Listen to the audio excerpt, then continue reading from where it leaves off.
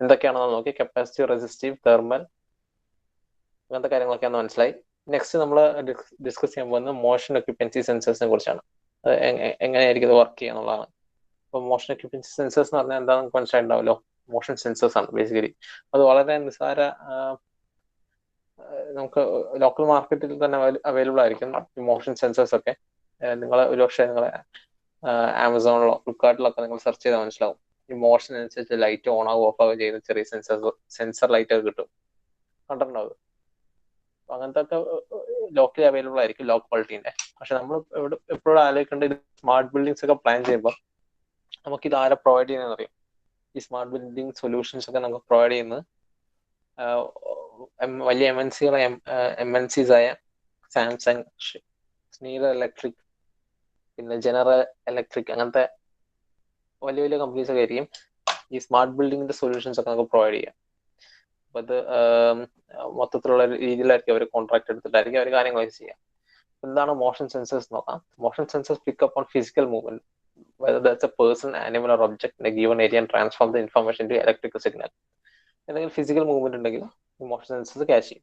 ഇപ്പോൾ വളരെ സോഫിസ്റ്റിക്കേറ്റഡ് ആയിട്ടുള്ള മോഷൻ സെൻസേഴ്സ് ആണെങ്കിൽ എന്ത് മനസ്സിലാക്കാൻ കഴിയും, അവിടെയുള്ള എന്തെങ്കിലും മെറ്റീരിയലിന്റെ മൂവ്മെന്റ്, എന്തെങ്കിലും ഒരു എന്താ പറയാ, അവിടെ എന്തെങ്കിലും ഒരു ചെറിയ പ്ലാന്റോ അങ്ങനെ എന്തെങ്കിലും ചെറിയൊരു കാറ്റിൽ തന്നെ മൂവ്മെന്റ് നടത്തുമ്പോൾ പല ലോ ക്വാളിറ്റി സെൻസേഴ്സ് ഒക്കെ അതുവരെ പിടിച്ചെടുക്കും. പക്ഷെ സോഫിസ്റ്റിക്കേറ്റഡ് സെൻസേഴ്സിന് എന്ത് മനസ്സിലാക്കാൻ കഴിയും, ഇത് എന്തെങ്കിലും ആനിമൽ ആണോ അങ്ങനത്തെ എന്തെങ്കിലും കാര്യങ്ങളൊക്കെ ആണോ എളുപ്പത്തിൽ മനസ്സിലാക്കാനുള്ള ഒരു ശേഷി കുറച്ചും കൂടി സോഫിസ്റ്റിക്കേറ്റഡ് ആയിട്ടുള്ള സെൻസേഴ്സിനുണ്ട്.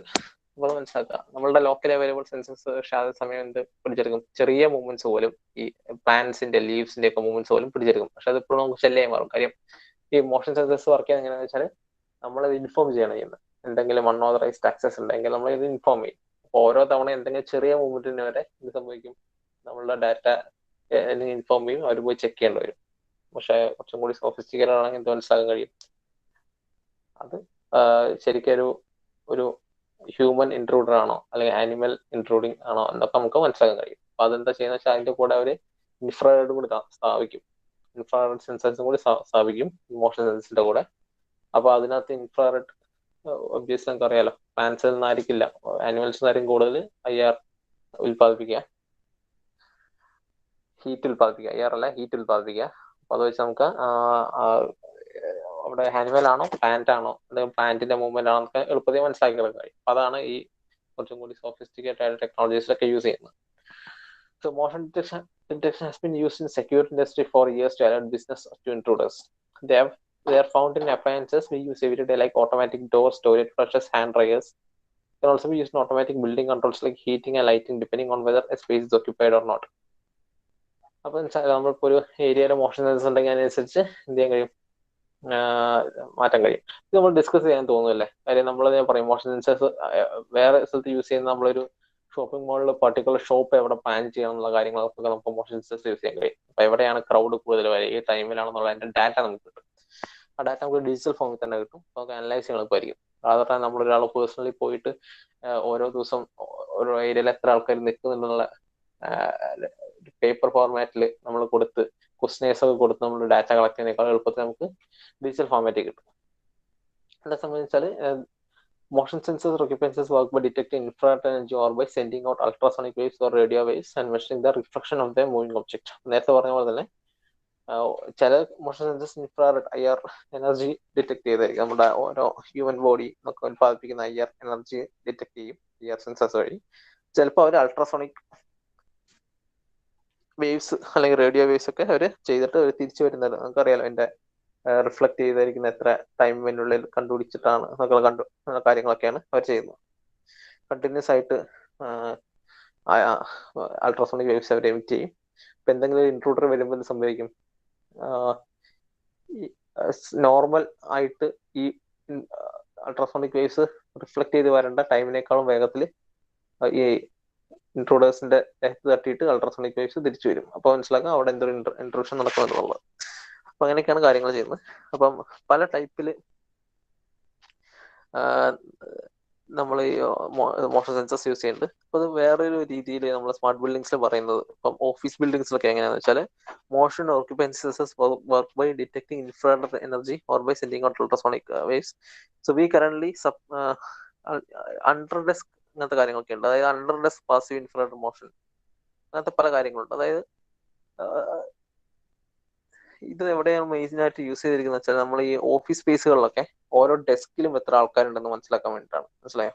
ഇതൊരു ഓട്ടോമാറ്റിക് ആയിട്ട് അറ്റൻഡൻസ് റെക്കോർഡ് ചെയ്യുക, അല്ലെങ്കിൽ എംപ്ലോയീസ് കറക്റ്റ് ആയിട്ട് നമുക്ക് വർക്ക് ചെയ്യുന്നുണ്ടോ, ഡെസ്കിൽ ഇരുന്ന് തന്നെ അവർക്ക് പ്രൊവൈഡ് ചെയ്ത ഡെസ്കിൽ തന്നെയാണ് അവർ ഇരിക്കുന്നുണ്ടോ എന്ന കാര്യങ്ങളൊക്കെ എളുപ്പത്തിൽ മനസ്സിലാക്കണേ ഈ അണ്ടർ ഡെസ്ക് ഇൻഫ്രാറെഡ് അല്ലെങ്കിൽ മോഷൻ സെൻസേഴ്സ് ഒക്കെ വെച്ച്.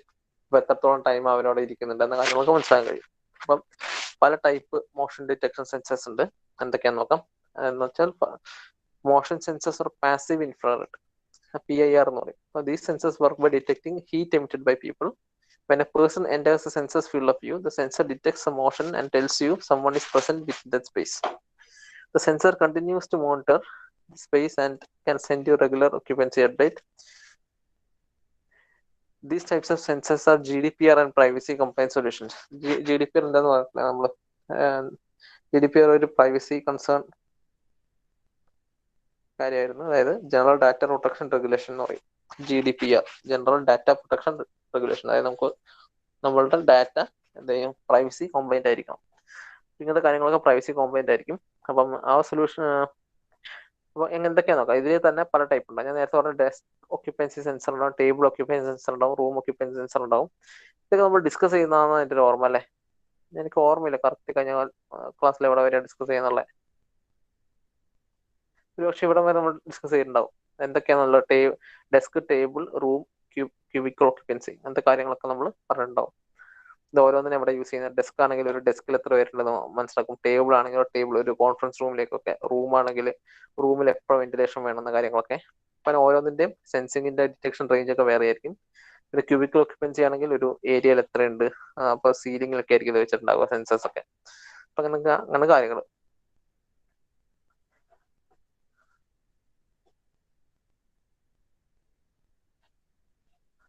ഇനിയുള്ള വെച്ചാൽ ടൈം ഓഫ് ഫ്ലൈറ്റ് സെൻസേഴ്സ് എന്ന് പറയും. അപ്പം ടൈം ഓഫ് ഫ്ലൈറ്റ് സെൻസർ പറഞ്ഞാൽ emit an infrared light beam that reflects off a person and returns back the sensor. The time taken to return gives an accurate distance calculation. The sensor uses these measurements to determine if the person is moving towards or away from the sensor, making it an effective entry or exit sensor.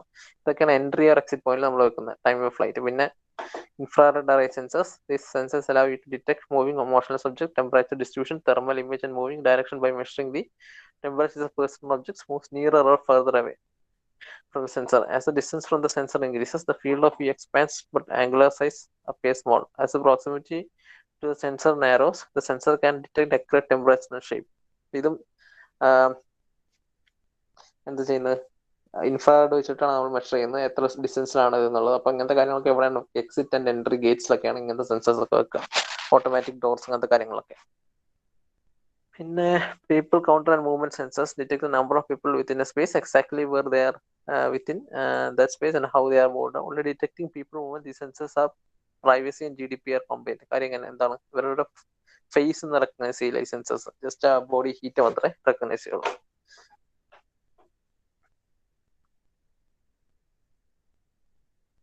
പിന്നെയുള്ളത് contact sensors എന്നാണ്. Contact sensors എന്താണെന്ന് നോക്കാം. Contact sensors are also known as position or status sensor or building motor sensors. Contact sensors are a very simple way to tell whether a door, window or other similar mechanism is open or closed. The sensors come in two pieces, one that's fixed to the door or window and the other that's fixed on the frame. The two parts use magnetic fields to detect when they are touching and when they are moved apart. For a range of sensors including safety, security and energy efficiency, it's useful to know what's going on around your building at any point of time. Building monitoring is using contact sensors lets you see the live status of doors and windows around a building, including doors or cupboards.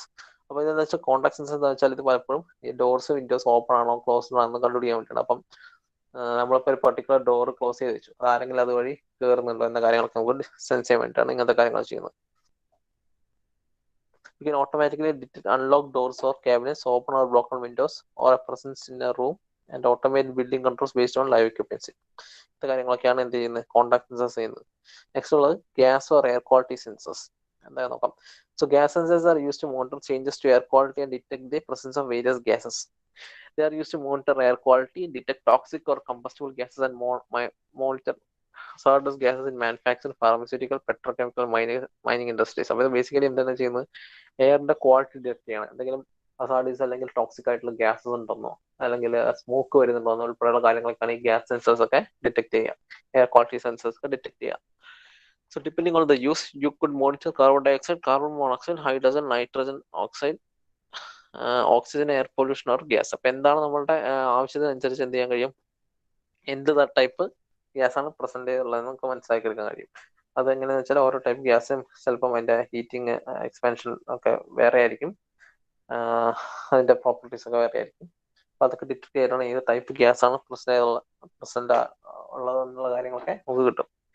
So while many applications are concerned with safety, the effects of poor air quality aren't always severe or even that easy to spot. In today's well-insulated buildings, rising carbon dioxide levels can lead to stale, stuffy air and complaints like tiredness and headaches. അതായത് എന്താണ്, നമുക്കൊരു carbon ഡയോക്സൈഡിന്റെ level എപ്പോഴും നമുക്ക് monitor ചെയ്യാൻ കഴിയും. അപ്പോൾ monitor ചെയ്യുന്നതിന്റെ ഉപകാരം എന്താണ്, പൂവർ എയർ ക്വാളിറ്റി നമുക്ക് എന്താണെന്ന് വെച്ചാൽ പലപ്പോഴും സിവിയർ ആവില്ല, പെട്ടെന്ന് നമുക്ക് മനസ്സിലാക്കി എടുക്കാൻ കഴിയില്ല പൂവർ എയർ ക്വാളിറ്റി ആണ് ഒരു ബിൽഡിങ്ങിന്റെ അകത്തുള്ളതെന്ന്. നമ്മളായിരിക്കും അവിടെ നല്ല എയർ ആണെന്ന്, പക്ഷെ നിങ്ങൾ പലപ്പോഴും ശ്രദ്ധിച്ചിട്ടുണ്ട് ഒരു ക്ലോസ് റൂമിൽ നിങ്ങൾ കുറെ നേരം ഇരുന്ന് കഴിഞ്ഞാൽ സംഭവിക്കും ടയർഡ്നെസ് ഫീൽ ചെയ്യും. കാരണം എന്താണെന്ന് വെച്ചാൽ അവിടുത്തെ ഓക്സിജൻ ലെവൽ കുറയുന്നതാണ്. അവിടെ ഓക്സിജൻ ലെവൽ കുറഞ്ഞ് കൂടുതൽ കാർബൺ ഡയോക്സൈഡിന്റെ പോർഷൻ കൂടും. അപ്പൊ അങ്ങനത്തെ അവസരങ്ങളിലൊക്കെ എന്ത് ചെയ്യാൻ കഴിയും, നമുക്ക് ഡയറക്റ്റ് നമുക്ക് അതിനകത്ത് ഇരുന്നുകൊണ്ട് നമുക്ക് മനസ്സിലാക്കിയെടുക്കാൻ കഴിയില്ല. അതിന് വേണ്ടിയിട്ട് എന്താ ചെയ്യാ, അതിന് വേണ്ടിയിട്ട് എന്താ ചെയ്യാന്ന് വെച്ചാല് നമ്മൾ എന്ത് ചെയ്യുന്ന വെച്ചാല്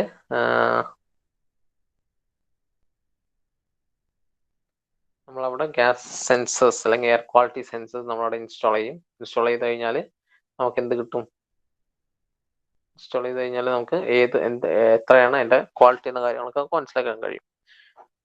അപ്പം ഇതാണ് പലപ്പോഴും പ്രൊഡക്ടിവിറ്റി ഇൻക്രീസ് ചെയ്യുന്നതിനെ കുറിച്ചുള്ള ഒരു ഷോർട്ട് കട്ട് മെത്തേഡ്. അതായത് ടയർഡ്നെസ്, ഹെഡ് ഏക്സ് ഒക്കെ measure ചെയ്യാന്നുള്ളതാണ്. So it can affect people's comfort and well-being as well as productivity. And seeing as employees have responsibility to provide a healthy working environment, it's not surprising more businesses are using environmental monitoring to maintain temperature and air quality. അപ്പോൾ ഇങ്ങനത്തെ കാര്യങ്ങളൊക്കെ ശ്രദ്ധിക്കേണ്ടത്. Gas air quality സെൻസേഴ്സിനകത്തൊക്കെ നമ്മളൊരു basically ബിൽഡിങ്ങിനകത്ത്, smart ബിൽഡിങ്സിനകത്ത് നമ്മൾ എന്തിനാണ് വെക്കുന്നത് വെച്ചാൽ അതിന്റെ ക്വാളിറ്റി മെഷർ ചെയ്യാൻ വേണ്ടിയിട്ടാണ്, എയറിന്റെ ക്വാളിറ്റി. പലപ്പോഴും ഒരു ക്ലോസ്ഡ് എൻവയൺമെന്റിൽ സ്റ്റിൽ അവിടെ എ സി വർക്കിംഗ് ആണെങ്കിൽ പോലും അവിടെ എന്ത് സംഭവിക്കാം, അവിടെ ഹ്യൂമിഡിറ്റിയിലൊക്കെ മാറ്റം വരാം, അല്ലെങ്കിൽ അവരുടെ ഗ്യാസുകളുടെ എണ്ണത്തിലൊക്കെ ഗ്യാസിന്റെ പ്രൊപ്പോർഷൻസിലൊക്കെ മാറ്റം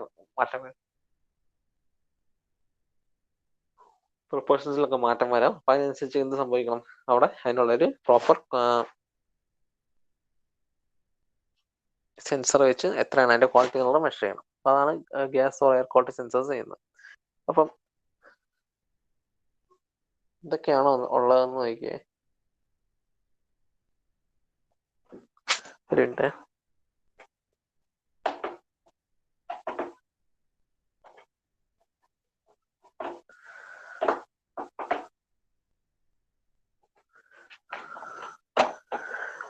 പല ടൈപ്പ് സെൻസേഴ്സ് ഉണ്ട്. എയർ ക്വാളിറ്റി സെൻസേഴ്സ് എന്ന് പറഞ്ഞാൽ oxygen, carbon monoxide, carbon dioxide sensors, അങ്ങനത്തെ പല കാര്യങ്ങളുണ്ടാവും. അപ്പോൾ എന്തൊക്കെയാണ് ഇതിന്റെ ഒരു ജനറൽ ഐഡിയ വെച്ച് നോക്കാം. These electrochemical sensors can detect any gas which can be oxidised or reduced electrochemically. അപ്പോൾ ഇതാണ് ഓക്സിജൻ സെൻസേഴ്സ് ചെയ്യുന്നത്. പിന്നെ carbon monoxide sensors, this also an electrochemical sensor which operates in a similar way to oxygen sensor. Carbon dioxide infrared detection sensor, this transmits an infrared beam through a light tube, detecting how much of the beam's energy is left and converting to carbon dioxide levels. ഇങ്ങനെയാണ് ഇതൊക്കെ work ചെയ്യുന്നത്. അതായത് type ഉണ്ട്, oxygen, carbon dioxide sensor, carbon monoxide sensor, ഇതൊക്കെയാണ് ഉള്ളത്. അപ്പോൾ എങ്ങനെയാണ് അതിന്റെ ഹാർംഫുൾ ഗ്യാസസ് ഒക്കെ അതിന്റെ എമൗണ്ടും അതിന്റെ ലെവലൊക്കെ നമുക്ക് മനസ്സിലാക്കാൻ കഴിയും ഗ്യാസ് സെൻസേഴ്സ് വെച്ച്. നെക്സ്റ്റ് ആണ് electrical current monitoring sensors. Electrical current sensors measure real-time energy consumption at a circuit, zone or machine level. Knowing how much energy is being used has two main uses. First, you can identify where you use and waste the most energy, allowing you to make savings. You can automatically switch off assets when they are not in use. അപ്പോൾ അതാണ് നമ്മൾ first use ചെയ്യുക, electric current monitoring sensor use ചെയ്യുന്നതിന്റെ first ഉപകാരം എന്ന് വെച്ചാൽ നമുക്ക് എന്തൊക്കെ മെഷീനറി എവിടെയൊക്കെ നമുക്ക് എത്രത്തോളം കറണ്ട് യൂസ് ചെയ്യുന്നുണ്ട്, എത്രത്തോളം പവർ യൂസ് ചെയ്യുന്നത് മനസ്സിലാകും. അപ്പം അനാവശ്യമായിട്ടുള്ള യൂസേജ് ഒക്കെ ആണെങ്കിൽ നമുക്ക് അതിനെ സ്വിച്ച് ഓഫ് ഒക്കെ ചെയ്ത് വെക്കാൻ കഴിയും. സെക്കൻഡ് എന്ന് പറഞ്ഞാൽ if you can recognize normal operating conditions, you can also see when machinery isn't functioning as well as it should. അപ്പോൾ എപ്പോഴാണ് മെഷീനറി ഫംഗ്ഷൻ ചെയ്യേണ്ടത്? For example, A higher than average operating current could tell you that a motor has been overloaded. This insight means you can schedule the maintenance when it's actually needed rather than pay routine inspection. So you can also fix potential problems straight away and keep unplanned downtime to a minimum. ഇതൊക്കെയാണ് രണ്ടാമത്തെ ഉപകാരം. അപ്പോൾ ആദ്യത്തെ ഉപകാരം എന്ന് പറഞ്ഞാൽ നമുക്ക് power saving ആണ്. രണ്ടാമത്തെ ഉപകാരം എന്ന് പറഞ്ഞാൽ കോസ്റ്റ് സേവിങ്ങിന്റെ രീതിയിലേക്ക് വരും. അതെങ്ങനെയാണ് വരിക? നമുക്കിപ്പം നേരത്തെ മനസ്സിലാക്കിയെടുക്കാൻ കഴിയും. നിലവിൽ ഓരോ എക്യുപ്മെന്റ്സ് എത്ര എനർജി യൂസ് ചെയ്യുന്നുണ്ട് മനസ്സിലാവും. അപ്പം അതിന് എന്തെങ്കിലും ഓവർലോഡ് വരുമ്പോൾ എന്തെങ്കിലും മിസ്റ്റേക്ക് ആണെന്നുള്ള കാര്യം നമുക്ക് ഐഡിയ കിട്ടും. അപ്പം നമ്മളെന്ത് പലപ്പോഴും ചെയ്യുന്ന വെച്ചാൽ എല്ലാ കൊല്ലവും റൂട്ടീൻ ഇൻസ്പെക്ഷൻ ഒക്കെ നടത്തി ഒരുപാട് എമൗണ്ട് വേസ്റ്റ് ചെയ്യുന്നതിനേക്കാളും നല്ലത് എന്ത് ചെയ്യാം, നമുക്ക് കറക്റ്റ് ഐഡിയ കിട്ടും എപ്പോഴാണ് ഇത് മാറ്റേണ്ടതെന്നുള്ളതിന്റെ ഒരു കറക്റ്റ് ഐഡിയ നമുക്ക് കിട്ടും. അപ്പൊ അന്നേരം മാത്രം നമുക്ക് മെയിൻ്റെനൻസ് നടത്തിയാൽ മതിയാവും. അപ്പൊ അങ്ങനെ നമുക്ക് കോസ്റ്റ് സേവിങ്സ് ഉണ്ടാവും. അതാണ് ഇലക്ട്രിക്കൽ സെൻസേഴ്സിന്റെ മെയിൻ യൂസ്. അപ്പൊ ഇത് പല കാര്യങ്ങൾ, ഷോർട്ട് സർക്യൂട്ടും സേഫ്റ്റി എല്ലാ കാര്യങ്ങൾക്കും ഇത് നമുക്ക് യൂസ് ചെയ്യാൻ കഴിയും. അങ്ങനെ ഈ ഇലക്ട്രിക്കൽ സെൻസേഴ്സ് CT സെൻസേഴ്സ് ആണെന്ന് പറയാം. എന്തൊക്കെയാന്ന് വെച്ചാൽ split core, half Hall effect, Rogowski, coils, അങ്ങനെ പല സെൻസറിനെ കുറിച്ച് പറയുന്നുണ്ട്. എനിക്ക് അതിന്റെ ഡീറ്റെയിൽസ് അറിയില്ല. നിങ്ങൾക്ക് ഇലക്ട്രിക്കൽ പഠിച്ചവർക്കായിരിക്കും ഇതിനെ കുറിച്ച് കൂടുതൽ അറിയാൻ കഴിയുക. എന്തൊക്കെയാന്ന് നോക്കാം, എന്തൊക്കെ ടൈപ്പ് സെൻസേഴ്സ് ആണെന്ന് നോക്കാം. ഇത് നിങ്ങൾ പഠിച്ചു വെക്കണം എന്നൊന്നുമില്ല, എക്സാമിനൊന്നും എഴുതുന്നൊന്നുമില്ല ഇങ്ങനത്തെ എന്ത് ഈ ടെക്നിക്കൽ ടേംസ് ഒക്കെ. സെൻസർ എന്താണ്, അതിന്റെ വർക്ക് എങ്ങനെയാണെന്നൊക്കെ മനസ്സിലാക്കിയാൽ മതി. അപ്പൊ പിന്നെ നെക്സ്റ്റ് ടൈപ്പ് എന്ന് പറഞ്ഞാൽ അതർ ടൈപ്സ് ഓഫ് സെൻസർ എന്തൊക്കെയാന്ന് നോക്കാം. So while we don't currently offer the sensor type optional products, we can work developing them. The design and manufacturing capabilities to find out more or use in contact from.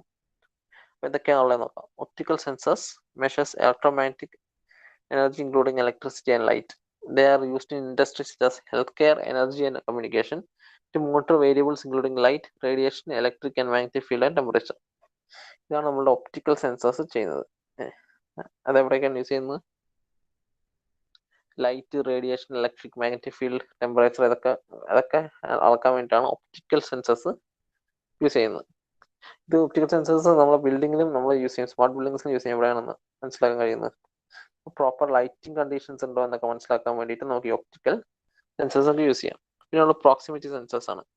അത് more or less like motion sensor ആണ്. Detect the presence of an object and measure how close it is. One of the most familiar uses reverse parking sensors in car. ഇതാണ് proximity sensors. Smart buildings എങ്ങനെയാണ്, നമ്മുടെ motion detection sensor പോലെ തന്നെയാണ് work ചെയ്യുക. എത്രത്തോളം അടുത്താണ് ഒരു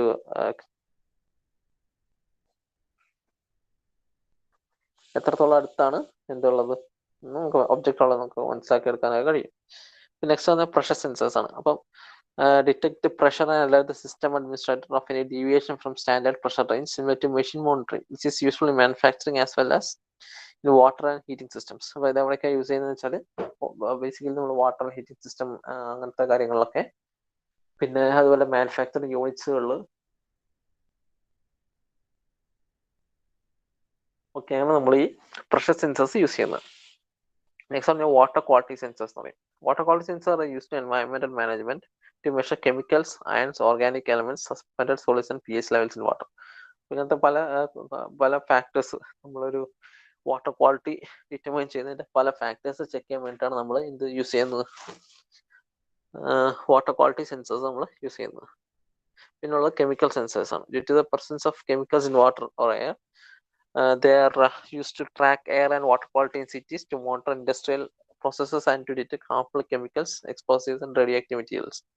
ഇതൊക്കെയാണ് കെമിക്കൽ സെൻസേഴ്സിന്റെ യൂസ്. അപ്പം അതർ സെൻസേഴ്സ് കുറേ തന്നിട്ടുണ്ട്. Optical proximity, pressure, water quality, chemical, പിന്നെയുള്ള സ്മോക്ക് സെൻസേഴ്സ്. അതൊക്കെ അറിയാലോ, നമുക്ക് സ്മോക്ക് ഡിറ്റക്ടർ തന്നെയാണ് എല്ലാം മിക്ക ബിൽഡിംഗ്സിലും യൂസ് ചെയ്യുന്നതാണ്. Smoke detectors detect the levels of airborne particles and gases. While they have been around for a while, the development of IoT means they are now be able to notify users of problems immediately. അതായത് കുറെ കാലമായിട്ട് ഈ സെൻസറൊക്കെ ഉണ്ട്, smoke detector sensor ഒക്കെ ഉണ്ട്. പക്ഷെ എന്താണ് ഇത് ചെയ്യുന്നത്, ഇതൊക്കെ നോട്ടിഫൈ ചെയ്യാൻ കഴിയും അപ്പം തന്നെ.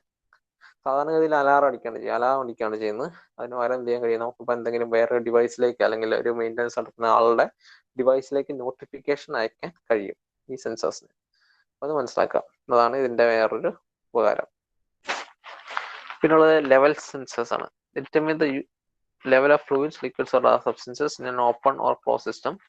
They are mainly used to measure fluid levels, but are also used to measure sea and reservoir levels, and in medical equipment, compressors and hydraulics.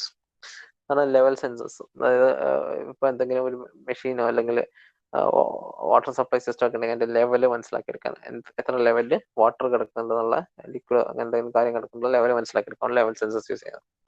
Image sensors. Image sensors can be found in digital cameras, medical imaging, and night vision equipment, biometric devices. They are also used in the car industry and play an important role in development of driverless cars.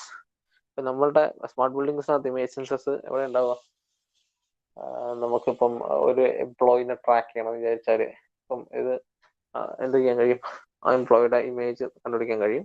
അതുപോലെ നമ്മൾ material നമുക്ക് track ചെയ്യണം വെച്ചാൽ ആ മെറ്റീരിയലിലെ image വെച്ച് നമുക്ക് എന്ത് ചെയ്യാൻ കഴിയും? എവിടെയാണുള്ളത് ആ ബിൽഡിങ്ങിൽ നിന്നുള്ള കാര്യങ്ങളൊക്കെ നമുക്ക് ട്രാക്ക് ചെയ്യാൻ കഴിയും. അതൊക്കെയാണ് image sensors smart buildings use ചെയ്യുക. പിന്നെ accelerometer sensors detect vibration, tilting and acceleration in an object. It uses include anti-theft devices, vehicle fleet monitoring, aircraft and aviation industries, and consumer electronics, including smartphones and speedometers. അപ്പൊ എന്തൊക്കെയാന്ന് വെച്ചാൽ accelerometer sensors എന്തൊക്കെയാ ചെയ്യുന്നതെന്ന് വെച്ചാൽ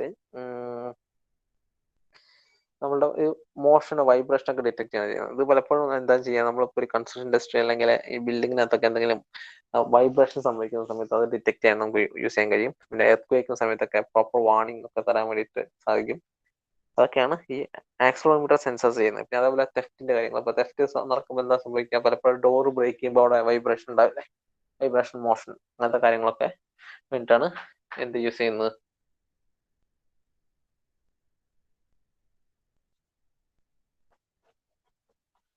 accelerometer sensors use ചെയ്യുന്നത്. പിന്നെയുള്ള gyroscope sensors are use together with accelerometers and measure angular velocity. Defined as a measurement of speed of rotation around the axis. Their main application include car navigation system, game control, robotics and consumer electronics. അറിയാം, എല്ലാ smart ഫോണിലും ഇപ്പോൾ gyroscope ഒക്കെ വന്നു തുടങ്ങി. ഇതൊക്കെയാണ് ഇതിന്റെ സെൻസേഴ്സിന്റെ ഒക്കെ യൂസ്. ഇത്തരം സെൻസേഴ്സ് ആണ് അതർ സെൻസേഴ്സ് അത് മനസ്സിലാക്കി വെക്കുക എവിടെയാണ് നമ്മൾ സ്മാർട്ട് ബിൽഡിങ്സിൽ യൂസ് ചെയ്യുന്നത്. പിന്നെ നമ്മൾ പറഞ്ഞു പോകുന്നത് എന്താണെന്ന് വെച്ചാൽ നെക്സ്റ്റ് ടോപ്പിക് നമ്മൾ പറഞ്ഞു ഡാറ്റ കൊളാബറേഷൻ സ്മാർട്ട് ബിൽഡിങ്സ്. അപ്പോൾ നമുക്ക് പല ഡാറ്റാസും കിട്ടും. ഈ ഡാറ്റേനെ മുഴുവൻ നമ്മൾ എന്ത് ചെയ്യണം, കൊളാബറേറ്റ് ചെയ്ത് അതിനെ അനലൈസ് ചെയ്യാൻ വേണ്ടിയിട്ട് ഇങ്ങനെ പല ഡാറ്റാസ് നമുക്ക് കിട്ടും. അപ്പൊ എങ്ങനെയൊക്കെ എന്തൊക്കെ രീതിയിൽ നമുക്ക് ഡാറ്റ കൊളാബറേറ്റ് ചെയ്ത് സ്മാർട്ട് ബിൽഡിങ്സിലെ യൂസിന് വേണ്ടിയിട്ട് മാറ്റിയെടുക്കാം എന്നാണ് നമ്മൾ ഡിസ്കസ് ചെയ്യാൻ പോകുന്നത്. So collaborative data processing usually refers to approaches that support humans to collaboratively process or analyze data statistically or otherwise. So there's a wide range of tools that support the collaboration of humans. For example, in brainstorming, video conferencing, collaborative writing of documents, അങ്ങനത്തെ കാര്യങ്ങളൊക്കെ നമ്മൾ കാലങ്ങളായിട്ട് നമ്മൾ collaborative data use ചെയ്യുന്നുണ്ട്. So we expand this understanding and definition apply to any entities including systems, in our case BMS. It is demonstrated that collaborative data processing leads to systematic development of predictive models and joint analysis extracts substantially more of the information content of the data supporting our claims. ഇത് general introduction ആണ് തുടക്കത്തിലുള്ളത്. അപ്പൊ എന്തൊക്കെയാണ് നമുക്കുള്ളത്. It was identified the following ingredients for successful collaboration data analysis. ആദ്യത്തെ sharing the data along with privacy challenges and advantages. Data നമുക്ക് share ചെയ്യാൻ കഴിയും. അതാണ് നമ്മൾ IoT-ന്റെ കാര്യത്തിലൊക്കെ സംഭവിക്കുന്നത്. എപ്പോഴും ഡാറ്റ ഇങ്ങനെ ഷെയറിങ്ങിലായിരിക്കും. അപ്പൊ അത് എല്ലാ എക്യുപ്മെന്റ്സ് ആയിട്ട് ഡാറ്റ ഷെയർ ചെയ്യുക, എല്ലാത്തിനെയും കൊളാബറേറ്റ് ചെയ്യുക. Next task specialization means that each contributor has a precisely defined task. അതായത് ഓരോ കോൺട്രിബ്യൂട്ടർ, ഇപ്പൊ നമ്മുടെ കേസിലൊക്കെ ഓരോ സെൻസേഴ്സ് എന്നൊക്കെ പറയുന്നത്, പല സെൻസേഴ്സ് ഒക്കെ യൂസ് ചെയ്തിട്ട് നമ്മൾ ഡാറ്റ അനലൈസ് ചെയ്യുന്നത്. അപ്പൊ ഓരോ സെൻസേഴ്സിനും ഓരോ യൂസ് ഉണ്ടാവും. ചിലതിന് എന്തായാലും സ്മോക്ക് ഡിറ്റക്ഷൻ ആയിരിക്കും, ചിലതിന് തെഫ്റ്റ് ഡിറ്റക്ഷൻ ആയിരിക്കും, ഇങ്ങനത്തെ പല കാര്യങ്ങളുണ്ടാവും. ചിലതിന് ഹീറ്റ് ഡിറ്റക്ഷൻ, ടെമ്പറേച്ചർ ഡിറ്റക്ഷൻ, അങ്ങനത്തെ പല കാര്യങ്ങളുണ്ടാവും. ഇത് ഓരോന്നിനും ഓരോ സ്പെഷ്യലൈസ് ചെയ്തിരിക്കും. Credit ensuring that contributors' work will not be credited to others. Access precisely defining access to ensure privacy whether needed. Expertise through expert independent should be available to approach and solve the problems. Concurrency meaning controlling the concurrent work. Usability as humans that need to work with these tools. flexible semantics to compensate for people disagreements on data semantics. The motivation, general contributor should be able to see collaborations benefit.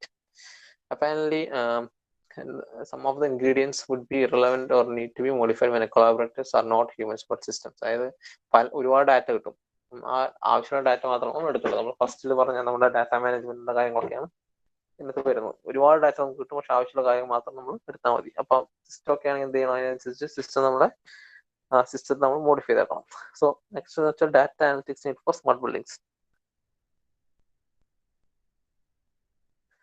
അപ്പം ആദ്യം എന്താ പറഞ്ഞാൽ data is the main being collected through BMS can serve various purpose.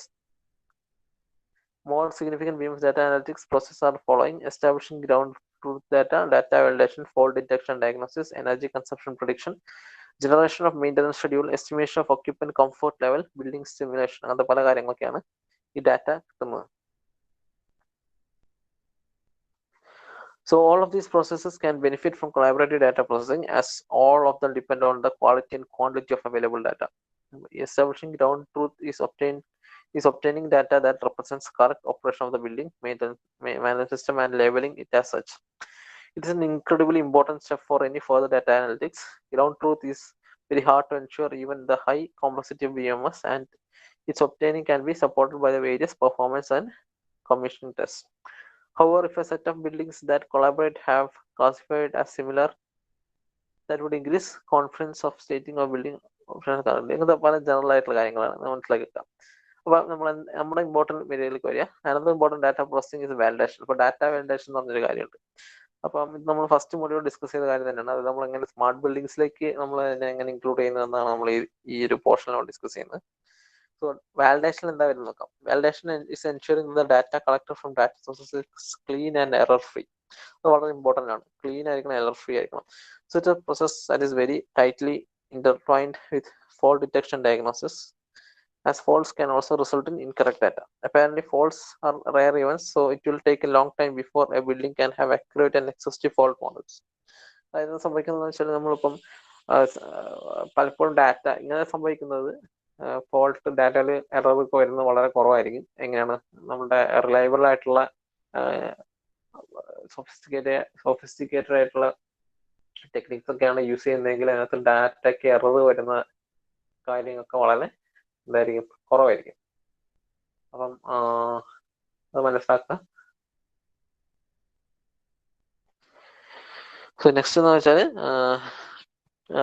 therefore having a high number of participating buildings can significantly enhance this database model building process.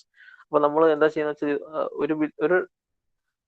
ഒരു ബിൽഡിങ്ങിന്റെ data എന്ത് ചെയ്യും, വേറൊരു ബിൽഡിങ്ങിന്റെ ഡാറ്റ ആയിട്ട് കമ്പയർ ചെയ്യും. അപ്പൊ ഏകദേശം ഒരേപോലെയൊക്കെ വരണം. എന്റെ ഡാറ്റ എങ്ങനെയാണ്, എന്റെ ഇപ്പോൾ സെൻസേഴ്സ് വരുന്ന റീഡ് ആവുന്ന സിഗ്നൽസ്, അങ്ങനത്തെ കാര്യങ്ങളൊക്കെ ഏകദേശം ഒരു സിമിലർ ബിൽഡിങ്ങിന് ഏകദേശം സിമിലർ രീതിയിൽ തന്നെ ആയിരിക്കും വരിക. അപ്പം അത് നമ്മൾ കമ്പയർ ചെയ്യണം. എന്നാലേ നമുക്ക് അതിനകത്ത് തുടക്കത്തിലൊക്കെ തന്നെ എന്തെങ്കിലും ഡാറ്റ എററും ഉണ്ടോ എന്ന് മനസ്സിലാക്കാൻ കഴിയും. So prediction of energy consumption is important for planning and operation of electrical utilities for energy supplies, but also for building owners to increase buildings energy efficiency. ഇതൊക്കെയാണ് കാര്യങ്ങൾ. So the more data there is on similar building of different locations, the more accurate models can be built, which would translate into more accurate predictions and high quality decisions. നേരത്തെ പറഞ്ഞ കാര്യം, നമ്മൾ similar building നമ്മൾ വേറെ location ഉണ്ടെങ്കിൽ അതുമായിട്ട് നമ്മൾ collaborate ചെയ്താണ് നമ്മൾ പലപ്പോഴും ഡാറ്റ നമ്മൾ എടുക്കുക. അപ്പൊ എന്ത് സംഭവിക്കുന്നത് വെച്ചാൽ അതുമായിട്ട് നമ്മൾ കമ്പയർ ചെയ്യുമ്പോൾ കുറച്ചും കൂടി അക്യുറേറ്റ് ആയിട്ട് നമുക്ക് കാര്യങ്ങൾ കിട്ടും. അപ്പോൾ ഇതല്ലേ more data there is on operating similar buildings in different locations operating under different circumstances. Example weather condition. അപ്പോൾ വേറെ ഒരു വെതർ കണ്ടീഷനുള്ള ഒരു സ്ഥലത്ത് നിൽക്കുന്ന ഒരു ബിൽഡിംഗ് എന്നുള്ള ഡാറ്റയൊക്കെ ആയിട്ട് നമ്മൾ കമ്പയർ ചെയ്യുമ്പോഴാണ് നമുക്ക് എന്തൊക്കെ മാറ്റങ്ങൾ നമുക്ക് മനസ്സിലാക്കാൻ കഴിയുള്ളൂ. So the more accurate models are built, which would translate to more accurate predictions and higher quality decisions. അതായത് നല്ല അക്യുറേറ്റ് ഡാറ്റ ആണെങ്കിൽ അക്യുറേറ്റ് പ്രഡിക്ഷൻസും ഹൈ ക്വാളിറ്റി ഡിസിഷൻസും നമുക്ക് എടുക്കാൻ കഴിയും. The remaining smart buildings data analytics process can share the conclusions on the benefits of collaborative data processing, especially since most of them are data-based. Following to some, so ഇങ്ങനത്തെ കാര്യങ്ങളൊക്കെയാണ് നമ്മൾ നേരത്തെ പറയുന്നത്. ഇത് ഫുള്ളല്ല, data എങ്ങനെയാണ് യൂസ് ചെയ്യുന്നുള്ള കാര്യങ്ങൾ മാത്രമേ പറഞ്ഞു പോകുന്നുള്ളൂ.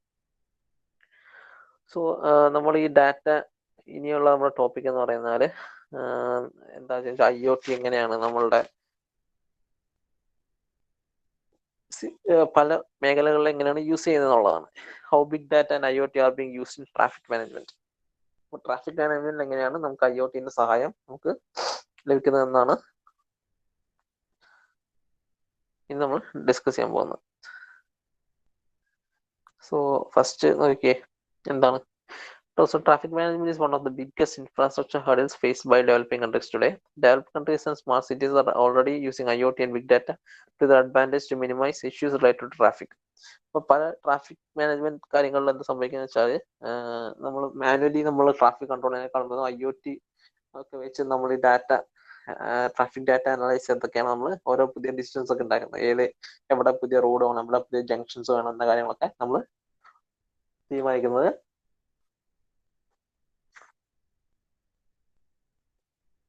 എങ്ങനെയാണ്. നമ്മുടെ ഈ ഡാറ്റ നമ്മൾ അനലൈസ് ചെയ്തിട്ടാണ്, IoT കൊണ്ട് കിട്ടുന്ന data.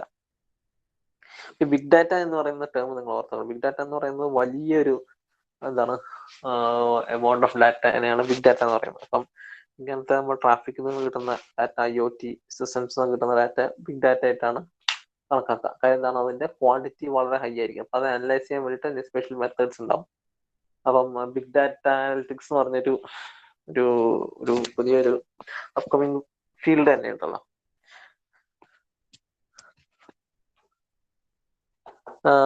The culture of the car has been cultivated speedily among the people in all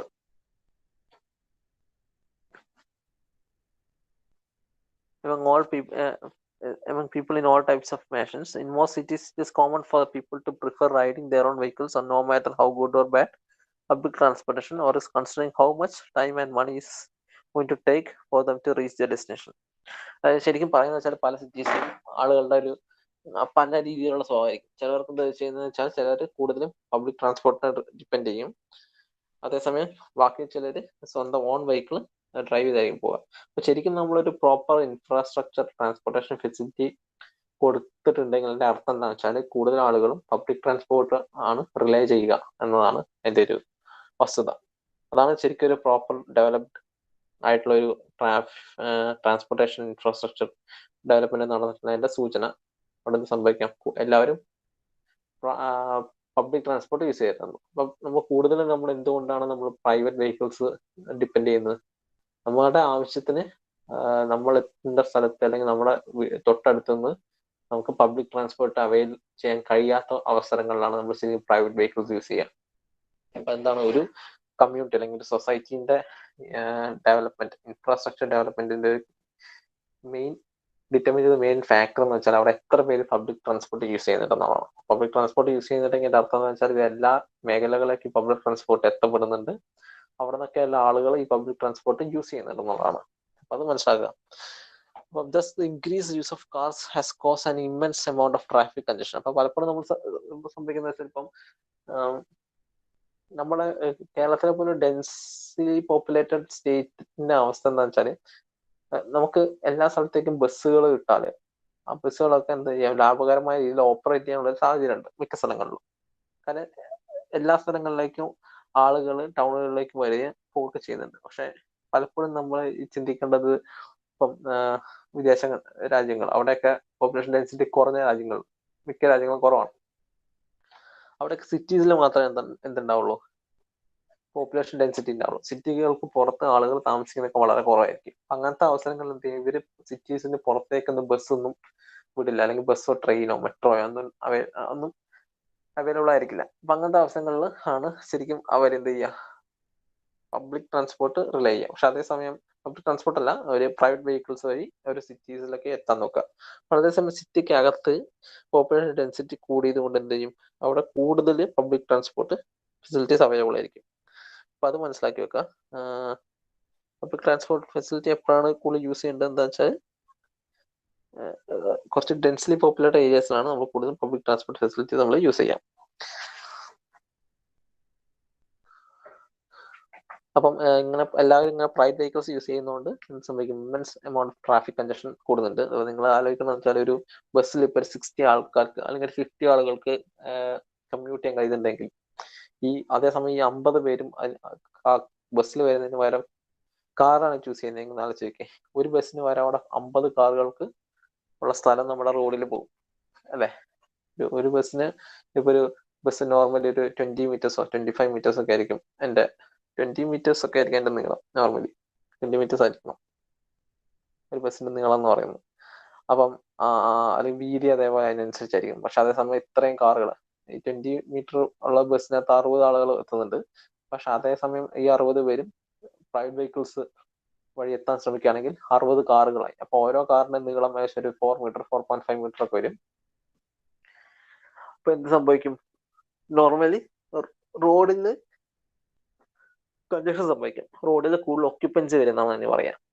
road occupancy ratio എന്ന് പറയുന്ന സംഭവം. അതായത് ടോട്ടൽ റോഡിന്റെ ഏരിയ, എത്ര ഏരിയയിൽ വെഹിക്കിൾസ് ഒക്യുപ്പൈ ചെയ്യുന്നുണ്ട് എന്നൊരു ഫാക്ടർ ഉണ്ട് ഈ ട്രാഫിക് എഞ്ചിനീയറിംഗ് സ്ട്രീമിൽ. ട്രാഫിക് എഞ്ചിനീയർ ട്രാൻസ്പോർട്ടേഷൻ എഞ്ചിനീയറിംഗിൽ അത് പറയുന്നുണ്ട്. അപ്പം അങ്ങനത്തെ കാര്യങ്ങളൊക്കെ ആണ് ഇതിനകത്ത് നമ്മൾ അനലൈസ് ചെയ്യുന്നത്. സംഭവിക്കാൻ പോകുന്നത് എന്താണെന്ന് വെച്ചാൽ കൂടുതൽ പ്രൈവറ്റ് വെഹിക്കിൾസ് വരുമ്പം കൂടുതൽ റോഡ് ഒക്യുപ്പൻസി വരും. അപ്പം several countries are overcoming this traffic bottleneck by fetching information from CCTV feeds and transmitting vehicle-related data to the city traffic management centers to help create improvements. അപ്പം നമ്മൾ സ്ഥിരമായിട്ട് നമ്മൾ CCTV cameras ഒക്കെ വെച്ചിട്ട് നമ്മൾ അതിനെ സെൻഡ് ചെയ്യും. CCTV ക്യാമറ നമ്മളൊരു ഡാറ്റാബേസ് ആയിട്ട് കളക്ട് ചെയ്തിട്ടുണ്ടെങ്കിൽ അത് IoT തന്നെയാണല്ലോ. അപ്പൊ അത് വെച്ചിട്ടാണ് അവരെന്താ ചെയ്യുക, ട്രാഫിക് മാനേജ്മെന്റ് സെന്റേഴ്സിലേക്ക് ഈ ഡാറ്റയൊക്കെ കൊടുത്തിട്ട് അവർ പറയും ഇന്ന സമയത്ത് ഇവിടെ ട്രാഫിക് കൺജഷന് സാധ്യതയുണ്ട്. സോ അതിനനുസരിച്ച് അതിനൊരു വേറെ ഓൾട്ടർനേറ്റീവ് പാത്ത് അല്ലെങ്കിൽ കണ്ടുപിടിക്കേണ്ടി വരും എന്ന കാര്യങ്ങളൊക്കെ കൊടുക്കുന്നത്. So better organised traffic systems means better flow of vehicles on the road and it means no idling cars buses and trucks in the traffic jam. Better organised എന്ന് പറഞ്ഞാൽ ശരിക്കും അതിന്റെ അർത്ഥം അവിടെ ട്രാഫിക് കൺജഷൻ വരില്ല, വെഹിക്കിൾസ് ഒക്കെ fastly moving ആയിരിക്കുന്നതാണ്. So all this eventually translates lower run times, proper utilisation of natural resources. എന്ന് വെച്ചാൽ പെട്രോളിയം, ക്രൂഡ് ഓയിൽ, ഡീസലോ പെട്രോളോ ഗ്യാസോ ഒക്കെ ആണെങ്കിൽ, ആൻഡ് ലെസ് പൊല്യൂഷൻ. സംഭവിക്കും വേഗം എത്തുന്നുണ്ടെങ്കിൽ ഓട്ടോമാറ്റിക്കായി നമുക്ക് ലെസ് പൊല്യൂഷൻ മതി. ലെസ് പൊല്യൂഷനെ പുറത്തേക്ക് വിടുള്ളൂ vehicle. So the emittance of gases in the highest the largest during start driving, and this happens in stops where traffic is regulated by lights. Hence, if you go for smart traffic, this helps in pollution reduction throughout the entire city. അതായത് നമ്മൾ smart traffic ഒക്കെ പലപ്പോഴും സംഭവിക്കുന്നത് വെച്ചാൽ ഈ traffic junctions ഒക്കെ നമ്മൾ design ചെയ്യാണ് ചെയ്യുന്നത്. അതായത് ഇന്ന സൈഡിൽ നിന്ന് കൂടുതൽ വണ്ടികൾ വരുന്നതനുസരിച്ച് നമ്മൾ അവിടെ പലപ്പോഴും ഇപ്പം എല്ലാം യൂണിഫോം ഫ്ലോ ആണെങ്കിൽ ഒരു ട്രാഫിക് ജംഗ്ഷനിൽ ഇപ്പൊ 4 റോഡുകൾ വന്ന് കൂട്ടിക്കൊണ്ട സമയമായിരിക്കും. അവിടെ യൂണിഫോം ഫ്ലോ ആണെങ്കിൽ നമ്മൾ ഓരോ റോഡിനും ഈക്വൽ ടൈം വെച്ച് കൊടുക്കും. പക്ഷെ നോൺ യൂണിഫോം ഫ്ലോ ആണെങ്കിൽ അതിനനുസരിച്ച് മാറ്റും. ചിലപ്പോൾ മാനുവലി ആയിരിക്കും കൺട്രോൾ ചെയ്യുക, ഒരാൾ ഇരുന്നിട്ടായിരിക്കും അവിടെ കൺട്രോൾ ചെയ്യുക. എന്ത് കൂടുതൽ വെഹിക്കിൾസ് അവിടെ വരുന്നുള്ള അസംഷൻ നമ്മളവിടെ കൂടുതൽ ടൈം അവർക്ക് കൊടുക്കും ഒരു സൈഡിൽ നിന്ന് മറ്റേ സൈഡിലേക്ക് പോകാൻ. അപ്പൊ മറ്റുള്ളവർ വെയിറ്റ് ചെയ്യും, ആ സമയം അവിടെ കൺജഷൻ വരും. അങ്ങനെ പല പ്രശ്നങ്ങളും വരും. അപ്പൊ അതേസമയം നമ്മൾ ഇങ്ങനെ ഒരു IoT ടെക്നോളജി നമ്മൾ നേരത്തെ കണ്ടുപിടിക്കുകയാണ്. അപ്പൊ ഈ ഡാറ്റയൊക്കെ ഒരു വർഷങ്ങളോളം നമ്മൾ അനലൈസ് ചെയ്തിട്ട് നമ്മൾ കൺക്ലൂഷനിലേക്ക് എത്തുന്നത് ഈ സമയത്ത് ആ ഏരിയയിൽ ട്രാഫിക് വരുന്നുള്ള കാര്യം. അപ്പൊ അതൊക്കെ നമ്മൾ യൂസ് ചെയ്തിട്ട് ഓട്ടോമാറ്റിക്കലി നമ്മൾ ഈ സിസ്റ്റംസ് ഒക്കെ നമ്മൾ സ്മാർട്ടാക്കി അതിനനുസരിച്ച് ഇന്ന ടൈമിൽ ഇത്ര ആളുകൾ ഇങ്ങനെ പോവാന്ന കാര്യങ്ങളൊക്കെ അനുസരിച്ചൊക്കെയാണ് നമ്മൾ ട്രാഫിക് മാനേജ്മെന്റ് നടത്തുന്നതെങ്കിൽ കൺജഷൻ കുറയും എന്നാണ് പറയുന്നത്. So smart traffic management also involves other factors like smart parking sensor, smart street lights, smart highways, and smart accident assistance among other things. അപ്പം ഈ സ്മാർട്ട് ട്രാഫിക് മാനേജ്മെന്റ് ഇത് മാത്രമല്ല ഇങ്ങനത്തെ കാര്യങ്ങളൊക്കെ പെടുന്നുണ്ട്. അതായത് പാർക്കിംഗ് സെൻസറുകൾ, സ്മാർട്ട് സ്ട്രീറ്റ് ലൈറ്റ്സ് ഉൾപ്പെടെയുള്ള കാര്യങ്ങൾ. Next traffic lights. Traffic lights are used that use real time data feeds are being used to smooth traffic load. Sensors mounted at strategic places can use IoT technology to gather data but about high traffic junctions and areas diverting vehicles from these places. For traffic lights, ശരിക്കും എന്താ ചെയ്യാന്ന് വെച്ചാല് real time data feeds ആണ് ശരിക്കും തരുന്നത്. മനസ്സിലായോ? ഈ real time data feeds നമ്മൾ IoT വഴി കണക്ട് ചെയ്താൽ അതിനകത്തുള്ള ഡാറ്റ നമുക്ക് കിട്ടും. ആ ഡാറ്റ വെച്ച് നമുക്ക് അനലൈസ് ചെയ്യാമെന്നാണ് പറയുന്നത്. So big data can analyze information further and figure out alternative routes as well as better traffic signaling to ease the congestion. അപ്പം ബിഗ് ഡാറ്റ വെച്ച് നമ്മൾ അനലൈസ് ചെയ്തിട്ട് നമുക്ക് ബെറ്റർ ട്രാഫിക് റൂട്ട്സ് കണ്ടുപിടിക്കാം. So meanwhile road side lights can also work according to weather sensors mounted on them. Dimming of light happens not only as a part of the day-night process but also when weather conditions turn murky. Roadside light sensors can pick up the signals and turn them on and off accordingly. അപ്പം നമ്മൾ ഈ road side ലൈറ്റും എന്ത് ചെയ്യാൻ കഴിയും, വെതറിനനുസരിച്ച് നമുക്ക് അതിനെ മാറ്റാൻ കഴിയും. ഇപ്പം നിങ്ങൾ കണ്ടിട്ടുണ്ടാവില്ലേ, ഓട്ടോമാറ്റിക് ആയിട്ട് നമ്മൾ ഡാർക്ക് സൺസെറ്റ് വരുന്നതനുസരിച്ച് ലൈറ്റ് കുറയും, ഡാർക്ക് ആവുന്നതനുസരിച്ച് ഓട്ടോമാറ്റിക് ആയിട്ട് ലൈറ്റ്സ് ഓൺ ആവും. ഒരു മാനുവലി അത് ഓൺ ഓഫ് ചെയ്യുന്നതിന് പകരം ഓട്ടോമാറ്റിക് ആയിട്ട് ഓൺ ഓഫ് ആവും. അങ്ങനത്തെ ഓട്ടോമാറ്റിക് സെൻസേഴ്സ് ഒക്കെ വെച്ചിട്ടൊക്കെ നമുക്ക് സ്മാർട്ട് ഹൈവേസ് ഒക്കെ പ്ലാൻ ചെയ്യാം. പിന്നെ അതുപോലെ dimming of light not only happen part of day and night process also when weather conditions turn murky. അതായത് ഇപ്പോൾ ഒരു മൂടി കിട്ടിയ കാലാവസ്ഥയിലും ഇതേപോലെ ലൈറ്റ് ഓൺ ആവുന്ന സാഹചര്യം നമുക്ക് ഉണ്ടാക്കിയെടുക്കാം. സ്മാർട്ട് പാർക്കിംഗ് എവിടെയാണ് യൂസ് ചെയ്യുന്നത്? അപ്പൊ എന്ന് പറഞ്ഞത് ട്രാഫിക് ലൈറ്റ്സിന്റെ കാര്യമാണ്. പിന്നുള്ളത് സ്മാർട്ട് പാർക്കിങ്ങിന്റെ കാര്യമാണ്. So parking has become an Achilles heel in the urban planning scenario. ഈ അക്യൂലീസ് ഹീൽ എന്താണെന്ന് അറിയാം? അക്യൂലീസ് ആരാന്നറിയാം? അതൊരു ഗ്രീക്ക് ഒരു ഗോഡാണെന്നാണ് രോമ. അതായത് സംഭവം എന്താണെന്ന് വെച്ചാല് അക്യൂലീസിന്റെ എന്തോ ഒരു വരം കിട്ടിയിട്ടുണ്ട്. അതായത് അക്യൂലീസിന്റെ അമ്മ അക്യൂലീസിനെ തലയെ കുത്തി ഒരു പുഴയിൽ മുക്കി. ആ പുഴയിൽ മുക്കുമ്പോൾ അതിന്റെ വരം കിട്ടിയ എന്താണെന്ന് വെച്ചാല് എവിടെ ആയുധം കൊണ്ട് പരിക്കേറ്റാലും പ്രശ്നങ്ങൾ ഉണ്ടാവില്ല. പക്ഷെ അതുകൊണ്ട് കുഴപ്പമില്ല. ആ വെള്ളം സ്പർശിച്ച പുഴയിൽ മുക്കിയ സമയത്ത് എവിടെയൊക്കെ വെള്ളം ആയിട്ടുണ്ടോ അവിടെ ഒന്നും ആയുധം കൊണ്ട് ഏറ്റാല് എന്ത് സംഭവിക്കില്ല, പ്രശ്നങ്ങൾ സംഭവിക്കില്ല. പക്ഷെ അങ്ങനെ മുക്കുന്ന സമയത്ത് എന്ത് സംഭവിച്ചു? ഒരു പാർട്ട് മാത്രം മുങ്ങിയില്ല, അതാണ് ഹീല് മുങ്ങിയില്ല. കാല് പിടിച്ചാണല്ലോ മുക്കിയത്, അപ്പൊ കാല് ഭാഗം മുങ്ങിയിട്ടില്ല. അപ്പൊ അതാണ് അക്യൂലീസ് ഹീൽ എന്ന് പറയാനുള്ള കാര്യം. അതൊരു എന്താണ്, ഒരു സ്പോട്ടാണ്, ഒരു പൊട്ടൻഷ്യൽ ഹസാർഡ് സ്പോട്ടാണ് അക്യൂലീസിനെ സംബന്ധിച്ചത്. അക്യൂലീസിന് വേറെ എവിടെ ആയുധം കൊണ്ട് പരിക്ക് പറ്റിയാലും പ്രശ്നങ്ങൾ ഉണ്ടാവില്ല, പക്ഷെ ഹീലിൽ മാത്രം മുങ്ങിയിട്ടില്ല. അപ്പൊ ഇതേ കഥ നമ്മളുടെ ഇതിലുണ്ട്. ഏതാണെന്നറിയാം? ഇത് ഗ്രീക്ക് ഗോഡാണ് അക്യൂലീസ്. ഇതേ കഥ തന്നെയാണ് ആരുടെ കാര്യത്തിലുള്ളതെന്ന് പറയാമോ ആർക്കെങ്കിലും? നിങ്ങൾ കഥയൊന്നും കേട്ടിട്ടില്ലേ? ആരെങ്കിലും പറയും. ഗൂഗിൾ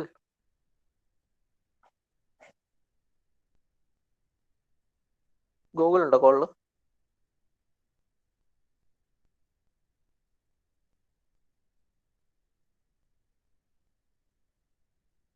ആരും ഇല്ലേ കോളില്? ആരും റെസ്പോണ്ട് ചെയ്യുന്നില്ലല്ലോ.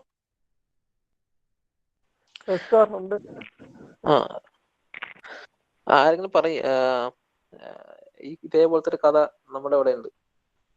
ആരെ കുറിച്ചാന്നുള്ളത്? അശ്വിൻ സുരേഷ് ഉണ്ടോ? കൃഷ്ണനെ കുറിച്ചല്ലേ? അതെ. സെയിം പോലെ തന്നെയല്ലേ? കൃഷ്ണന്റെ എവിടെയാണ് അമ്പു കൊണ്ടപ്പോഴാണ് മരണപ്പെട്ടത്? കാൽപാദത്തിന്റെ അടിയിൽ. ഇതേപോലെ തന്നെ അക്യൂലീസും മരണപ്പെടുന്നത്. സംഭവിച്ചത് എന്താ വെച്ചാൽ അക്യൂലീസിനെ മുക്കിയപ്പം കാൽപാദം മാത്രം മുങ്ങാൻ മറന്നുപോയി. അപ്പൊ അതാണ് ഒരു ഗ്രീക്ക് ഗോഡാണ്. അപ്പം ബാക്കി എവിടെ അമ്പു ഉണ്ടാകുന്ന പ്രശ്നമില്ല. അങ്ങനെ യുദ്ധത്തിന് പോകുന്നതിന് മുന്നേ ആണ് ഇങ്ങനെ അല്ല, ചെറുപ്പത്തിലാണ് ചെയ്യുന്നു, ഓർമ്മയില്ല. ഞാൻ പണ്ടൊരു കഥ വായിച്ചത്. അപ്പൊ അക്യൂലീസ് ഹീൽ എന്ന് പറയുന്ന കാര്യം, അപ്പൊ നമ്മൾ ഇത് എവിടെയാണ് പറയുന്നത്? Achilles heel in the urban planning scenario. അതായത് നമുക്ക് എല്ലാ ഏരിയയും നമുക്ക് ഓക്കെ ആണെങ്കിൽ പോലും പാർക്കിംഗ് ഔട്ടൊരു പ്രശ്നം വരും. അതുകൊണ്ടാണ് ഇങ്ങനെ പറഞ്ഞിരിക്കുന്നത്. Parking has become an Achilles heel in urban planning scenario. അവിടെ മാത്രം നമുക്കൊരു പൊട്ടൻഷ്യൽ പ്ലേസ് ആണ്, നമുക്കൊരു പ്രശ്നം വരുന്ന ഒരു ഏരിയ ആണ് എന്ന് പറയുന്നത്. ഈ പാർക്കിംഗ് നമുക്കറിയാലോ എന്താണ് പാർക്കിങ്ങിന്റെ വിഷയം. എവിടെ പോയാലും നമുക്ക് പാർക്കിംഗ് ലഭിക്കുന്നില്ല എന്നാണ് സത്യം. So lack of parking spaces as well as parallel parking as heightened traffic signals at important junctions in cities. സംഭവിക്കുന്നത് വേറെ പാർക്കിംഗ് സ്പേസുകളുടെ അഭാവം എന്ത് സംഭവിക്കും? ട്രാഫിക് കൂടും. പലപ്പോഴും നിങ്ങൾ ശ്രദ്ധിച്ചിട്ടുണ്ടാവും, നിങ്ങൾക്ക് ഒരു സ്ഥലത്ത് പാർക്കിംഗ് ഇല്ലെങ്കിൽ സംഭവിക്കുക, നിങ്ങൾ ഒരാളെ ഒരു സ്ഥലത്ത് ഇറക്കി വിട്ടിട്ട് അയാളെ പിക്ക് ചെയ്യാൻ വേണ്ടിയിട്ട് വെറുതെ ടൗണിൽ കിടന്ന് വണ്ടി ഓടിക്കേണ്ട അവസരങ്ങൾ വരാറുണ്ട്. ഒരു ചെറിയ ടൗണുകളിൽ പോലും അങ്ങനെ സംഭവിക്കാറുണ്ട്. അപ്പൊ അത് വലിയൊരു പ്രശ്നമാണ്. അത് ശരിക്കും ട്രാഫിക്കിന് ലോഡ് കൂട്ടാണ് ചെയ്യുന്നത്, പ്രോപ്പർ പാർക്കിംഗ് കൊടുക്കുന്നില്ല എങ്കിൽ. അപ്പൊ നമ്മൾ എന്താ ചെയ്യുന്നത്? IoT based sensors in parking lots can give out real-time information about empty spots to cars coming from a long distance and looking for a parking space. അപ്പൊ ഇത് വലിയൊരു ഇമ്പോർട്ടന്റ് കാര്യമാണ്. അപ്പൊ നമ്മളിപ്പോ ഒരു ടൗണിലേക്ക് എത്തുന്നതിന് നമുക്ക് മനസ്സിലാക്കി എടുക്കാൻ കഴിയും ഈ IoT സെൻസേഴ്സ് ഒക്കെ വെച്ചിട്ട്. IoT അവിടെ പാർക്കിംഗ് സ്പോട്ടുകൾ എവിടെയൊക്കെ ഫ്രീ ആണ് എന്ന കാര്യം നമുക്ക് ഇൻഫോം ചെയ്യാൻ കഴിയും. അതിനനുസരിച്ച് നമുക്ക് ഡയറക്റ്റ് അങ്ങോട്ട് പോകാം. നമ്മൾ ഒരു പാർക്കിംഗ് സ്പോട്ട് അന്വേഷിച്ച് നടത്തുന്നതിന് പകരം ഡയറക്റ്റ് നമുക്ക് അങ്ങോട്ട് പോകാം. അപ്പോൾ ഒരുപാട് ടൈം സേവിങ് ഉണ്ട്, നമുക്ക് അതിനനുസരിച്ച് നമുക്ക് പ്ലാൻ ചെയ്യാം. അപ്പോൾ അതുപോലെ തന്നെ IoT വെച്ചൊക്കെ തന്നെ നമുക്ക് എന്ത് ചെയ്യാൻ കഴിയുമെന്ന് വെച്ചാൽ നമ്മൾ ഇറങ്ങുന്നതിന് മുന്നേ നമുക്കൊരു പാർക്കിംഗ് സ്പേസ് ബുക്ക് ചെയ്യാൻ കഴിയും. ഇത് ബുക്ക് ചെയ്ത് കഴിയുമ്പോൾ എന്ത് സംഭവിക്കും, അവിടെയുള്ള ഒരു സെൻസർ ഓട്ടോമാറ്റിക് ആയിട്ട് നമ്മൾ ബുക്ക് ചെയ്ത സ്പേസിന് മുകളിൽ സാധാരണഗതിയിൽ പല സിറ്റീസിലൊക്കെ വന്നു തുടങ്ങിയത് എങ്ങനെയാണെന്ന് വെച്ചാൽ ഇതുപോലെ പാർക്കിംഗ് സ്പേസുകൾ നമ്മൾ നേരത്തെ മുൻകൂട്ടി ബുക്ക് ചെയ്ത് കഴിഞ്ഞാൽ ഇവർ ലേസർ അല്ലെങ്കിൽ ഒക്കെ വെച്ചിട്ട് ആ പാർക്കിംഗ് സ്പോട്ടിൽ ഡിസ്പ്ലേ ചെയ്യും, ബുക്ക് എന്ന് പറഞ്ഞാൽ ഡിസ്പ്ലേ ചെയ്യും ഓട്ടോമാറ്റിക് ആയിട്ട്. മാനുവലി ആയിരിക്കില്ല, സാധാരണഗതിയിൽ നമുക്ക് മാനുവലി ചെയ്യാം, പക്ഷെ ഇത് മാനുവലി പോലും അല്ല. ഇതൊക്കെയാണ് IoTയുടെ ഒരു ഡെവലപ്മെന്റ്. അതായത് നമ്മൾ പാർക്കിംഗ് സെൻസർ നമ്മൾ നേരത്തെ ബുക്ക് ചെയ്യുന്നു, അവരെ സ്പോട്ട് ഐഡന്റിഫൈ ചെയ്തിട്ട് അവിടെ അവര് ലേസർ വെച്ചിട്ട് എന്ത് ചെയ്യുന്നു, ലേസർ വെച്ചിട്ട് അവരെ തന്നെ ഡിസ്പ്ലേ ചെയ്യുന്നു. എന്തെന്ന് പറഞ്ഞാൽ ഈ പാർക്കിംഗ് സ്പോട്ട് ഇസ് ബുക്ക് എന്ന് പറഞ്ഞാൽ അവിടെ ഡിസ്പ്ലേ ചെയ്യുന്നുണ്ട്. അപ്പൊ അതൊരു ആപ്ലിക്കേഷൻ ആണ് നമ്മളുടെ സെൻസേഴ്സിന്റെ. അപ്പൊ ഇതൊക്കെ നമ്മുടെ നാട്ടിൽ വന്ന് കൂടായില്ല, ഒരുപക്ഷെ വരുമായിരിക്കും കാര്യം. പക്ഷെ നമ്മളുടെ പ്രശ്നം എന്ന് വെച്ചാൽ നമുക്ക് പബ്ലിക് സ്പേസുകൾ കുറവാണ്, കൂടുതലും പ്രൈവറ്റ് പാർക്കിംഗ് സ്പേസ് ആണ് കൂടുതലായിട്ടുള്ളത്. അവിടെയൊക്കെ അവരുടെ കസ്റ്റമേഴ്സിന് മാത്രമേ ഒരു പാർക്കിംഗ് അനുവദിക്കുള്ളൂ, പബ്ലിക്കിന് അനുവദിക്കില്ല. സ്റ്റിൽ നമുക്ക് ഏതെങ്കിലും ഒരു കാലത്ത് നമ്മളുടെ ഇതുപോലെയൊക്കെ വരുമെന്നൊക്കെ പ്രതീക്ഷിക്കാം. So such sensors have already been installed in European cities like Paris, France, Kansas in the US. They have all seen remarkable results with a double-digit percentage reduction in parking issues observed in the span of an year. ഇതൊക്കെ already പരീക്ഷിച്ച് വിജയിച്ച കാര്യങ്ങളാണ്. അപ്പൊ നമുക്ക് തന്നെ ഈ പരീക്ഷിച്ച് വിജയിച്ച കാര്യങ്ങൾ നമുക്ക് അതിനെ അബ്സർവ് ചെയ്തെടുക്കാൻ കഴിയും നമ്മളുടെ രാജ്യത്തോട്ട്. അതാണ് നമ്മുടെ ഈ സ്മാർട്ട് പാർക്കിംഗ് IoTയുടെ ഒരു ആപ്ലിക്കേഷൻ. നെക്സ്റ്റ് ആണ് സ്മാർട്ട് അസിസ്റ്റൻസ്. അപ്പം ട്രാഫിക് ലൈറ്റ്സ് എങ്ങനെയാണ് സ്മാർട്ട് ആകുന്നതിനെ കുറിച്ച് പറഞ്ഞു. അപ്പൊ അതിൽ ഡാറ്റ നമ്മൾ ഡിറ്റക്ട് ചെയ്ത് ഓട്ടോമാറ്റിക് ആയിട്ട് ട്രാഫിക് കൺജഷൻ മാറ്റുന്ന രീതിയിലേക്ക് ആർട്ടിഫിഷ്യൽ ഇന്റലിജൻസ് യൂസ് ചെയ്യും ഒബ്വിയസ്ലി. എന്നിട്ടാണ് ട്രാഫിക് ലൈറ്റ്സ് നമ്മൾ കാണിക്കുക. പിന്നെ അതേപോലെ തന്നെ എന്ത് ചെയ്യാം, പാർക്കിംഗ് നമുക്ക് ഉപയോഗിച്ചു, സ്മാർട്ട് പാർക്കിംഗ് എന്ന് പറയും. പിന്നെ ഉള്ള സ്മാർട്ട് അസിസ്റ്റൻസ് ആണ്. Road accidents have been one of the top causes of deaths across the world. However, what adds to this gloomy number is the untimely help and assistance to victims in these accidents. So CCTVs and sensors on roads can help in locating accident spots and communicating these to the nearest emergency room. Once this communication is established in time, all else can be better handled. അതായത് അറിയാലോ, നമുക്ക് smart assistance എവിടെയാണ് നമുക്ക് ഉപയോഗിക്കാൻ കഴിയുന്ന വെച്ചാൽ നമ്മൾ പലപ്പോഴും ആക്സിഡൻസ് ഒക്കെ സംഭവിക്കുമ്പോൾ ഈ ഹൈവേസിലൊക്കെയാണ് പ്രത്യേകം സംഭവിക്കുക. ആരും ശ്രദ്ധിക്കാതെ പോകുന്ന അവസരങ്ങളുണ്ടാവും. ഒരുപക്ഷെ ഹൈവേന്ന് തെന്നി മാറിയൊക്കെയായിരിക്കും വണ്ടി കിടക്കുന്നത്. അപ്പൊ ഇങ്ങനത്തെ ആക്സിഡൻസ് ഒക്കെ സെൻസ് ചെയ്ത് എമർജൻസി വിങ്ങിന് റിപ്പോർട്ട് കൊടുക്കാനൊക്കെ ഇങ്ങനത്തെ നമ്മളുടെ സ്മാർട്ട് അസിസ്റ്റൻസ് മെത്തേഡ് വഴി IoT വഴി കണക്ട് ചെയ്തിട്ടുള്ള ഡിവൈസസ് ഒക്കെ ഉപകരിക്കും. ഹൈവേസിലൊക്കെയാണ് ഏറ്റവും കൂടുതൽ ഉപകരിക്കുക. ഒരുപക്ഷെ പ്രോപ്പർ ടൈമിൽ നമുക്ക് എന്ത് ചെയ്യാൻ കഴിയും, നമുക്കൊരാളെ രക്ഷപ്പെടുത്താൻ കഴിഞ്ഞെന്താണ് സംഭവിക്കുക, നേരത്തെ നമുക്ക് ചികിത്സ കൊടുക്കാൻ കഴിഞ്ഞാൽ നമുക്ക് അയാളെ രക്ഷപ്പെടുത്താൻ കഴിയും. അപ്പം അതുകൊണ്ട് തന്നെ ഇങ്ങനത്തെ ആക്സിഡന്റ് മേഖലകളൊക്കെയാണ് സ്മാർട്ട് അസിസ്റ്റൻസ് ഒക്കെ ഏറ്റവും കൂടുതൽ യൂസ് ചെയ്യുക. അപ്പം ഇതൊന്ന്. പിന്നുള്ളത് എന്തൊക്കെയാണ് ചലഞ്ചസ് ഒക്കെയാണ് പറയുന്നത്. അതായത് എന്താണ് ചലഞ്ച് നോക്കാം. All pros become more quantifiable with cons. While IoT and big data present a path-breaking opportunity in smart traffic management solutions, they also have some limitations. About that limitations. Firstly, current cities already suffer from infrastructure issues like road planning, zoning, and other construction-related issues that could potentially pose problems with implementing IoT technology. So, main issue തന്നെ എന്താണ്, നമുക്ക് we suffer from infrastructure issues. അതായത് റോഡിന് proper planning ഇല്ല, പിന്നെ അങ്ങനെ നമ്മൾ zone ചെയ്ത് വെച്ചിട്ടില്ല, അങ്ങനത്തെ കാര്യങ്ങളൊക്കെ ഉണ്ട്. അപ്പോൾ അതുകൊണ്ട് തന്നെ IoT എത്രത്തോളം എഫക്റ്റീവ് ആവും നമുക്ക് പറയാൻ കഴിയും. തുടക്കം പോലെ നമുക്ക് തുടങ്ങേണ്ടി വരും. Secondly, all fancy high-tech solutions in high-speed data and transfer techniques and thus work only in cities with great internet connectivity. If for any reason this connectivity is hampered, the entire smart city could fall apart. Very important ആണ് അല്ലേ. നമ്മളിതിനെ പലപ്പോഴും സംഭവിക്കുന്നത്, നമുക്ക് ഈ internet കണക്ടിവിറ്റിക്ക് എന്തെങ്കിലും പ്രശ്നം വന്നാൽ നമ്മൾ ഈ എല്ലാ കാര്യവും ഇത് വെച്ചാണ് നമ്മൾ ഹാൻഡിൽ ചെയ്യുന്നതെങ്കിൽ പ്രോപ്പർ ആയിട്ടുള്ള ഡാറ്റ കമ്മ്യൂണിക്കേഷൻ നമ്മൾ എൻഷുർ ചെയ്തിട്ട് സംഭവിക്കാം, എല്ലാം കൊളാവും എന്നൊരവസ്ഥയിലേക്ക് എത്തും. അപ്പൊ അതൊരു ചലഞ്ചാണ്. അപ്പൊ അതിന് വേണ്ടിയിട്ട് കണ്ടിന്യൂസ് ആയിട്ട് ഡാറ്റ നമുക്ക് പ്രൊവൈഡ് ചെയ്യേണ്ട അവസരങ്ങളുണ്ട്. So thirdly, the number of devices accessing the central network means more opportunities for hackers to conduct their malicious attacks. An added layer of security apart from the usual one and another on top of that will be needed to make an impenetrable hack-proof smart traffic solution. Data privacy will also have to maintain. Looping in lawmakers and engineers. അതായത് മൂന്നാമത്തെ കാര്യം തന്നെ hacking ആണ്. വലിയ രീതിയിൽ ഇങ്ങനത്തെ സിസ്റ്റംസിലൊക്കെ hack ചെയ്ത് കാര്യങ്ങളൊക്കെ ചെയ്യാൻ കഴിയും. ഹാക്കേഴ്സ് ശ്രമിക്കും. രണ്ടാമത്തെ കാര്യം പിന്നെ അതിന്റെ കൂടെ പ്രൈവസിന്റെ കാര്യം. ഇപ്പൊ പല സെൻസേഴ്സ് ഒക്കെ യൂസ് ചെയ്യുമ്പോൾ എന്ത് ചെയ്യാൻ കഴിയും, ഒരു വെഹിക്കിൾ എവിടെയൊക്കെ ട്രാവൽ ചെയ്യുന്ന കാര്യങ്ങളൊക്കെ ഡാറ്റ അനലിറ്റിക്സ് മനസ്സിലാവും. അപ്പൊ അതൊക്കെ ഒരാളുടെ പ്രൈവസിയിലേക്ക് നമ്മൾ കയറുന്ന കാര്യമാണ്. ഒരാളെ എവിടെയൊക്കെ യാത്ര ചെയ്യുന്ന കാര്യങ്ങൾ നമ്മൾ സ്റ്റോർ ചെയ്തെക്കാൻ പാടില്ല. അപ്പൊ അതൊക്കെ ഒരു ഇഷ്യൂ ആണ് ഈ IoT-യിലെ ട്രാഫിക് കൺട്രോൾ യൂസ് ചെയ്യുന്നത്. അപ്പം ഒക്കെ ഒരു ബേസിക് കൺക്ലൂഷനിലേക്ക് നോക്കാം. സോ എന്താണ് പറയുന്നത്, traffic is a crucial aspect that determines a city's livability factor and efficiency status. So population surge will stop mattering if data and sensors are used capably to manage traffic. As smart cities evolve and increase in number in the coming years, IoT and big data will play a key role in the development and integration of services and infrastructure.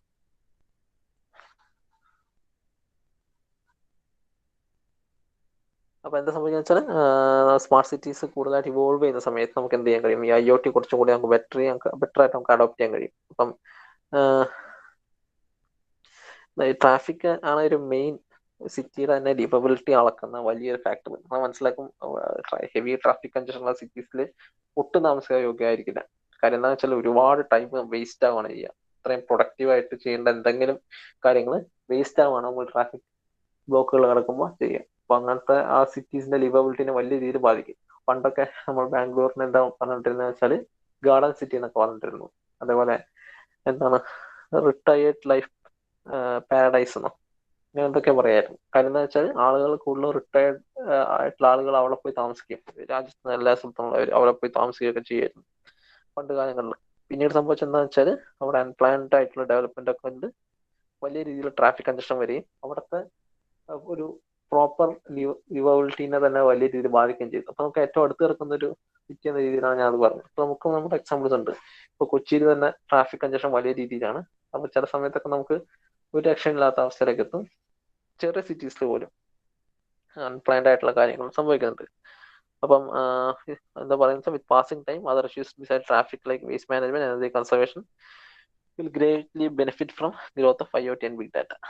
അപ്പൊ ഇത്രയും കാര്യങ്ങളാണ് നമ്മുടെ ട്രാഫിക്കിനെ കുറിച്ച് നമുക്ക് പറയാനുള്ളത്.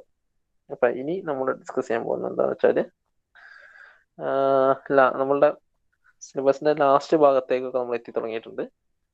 ഇനി നമ്മൾ discuss ചെയ്യാൻ പോകുന്നത് smart water management technology and IoT എന്ന സാധനമാണ്. അപ്പം എങ്ങനെയാണ് സ്മാർട്ട് വാട്ടർ മാനേജ്മെന്റ് നടത്തുക, ഇന്റർനെറ്റ് ഓഫ് തിങ്സ് വെച്ചിട്ട് നമ്മൾ എങ്ങനെയാണ് ചെയ്യാമെന്ന് നോക്കാം. So water scarcity will directly affect nearly 20% of the human population by 2025.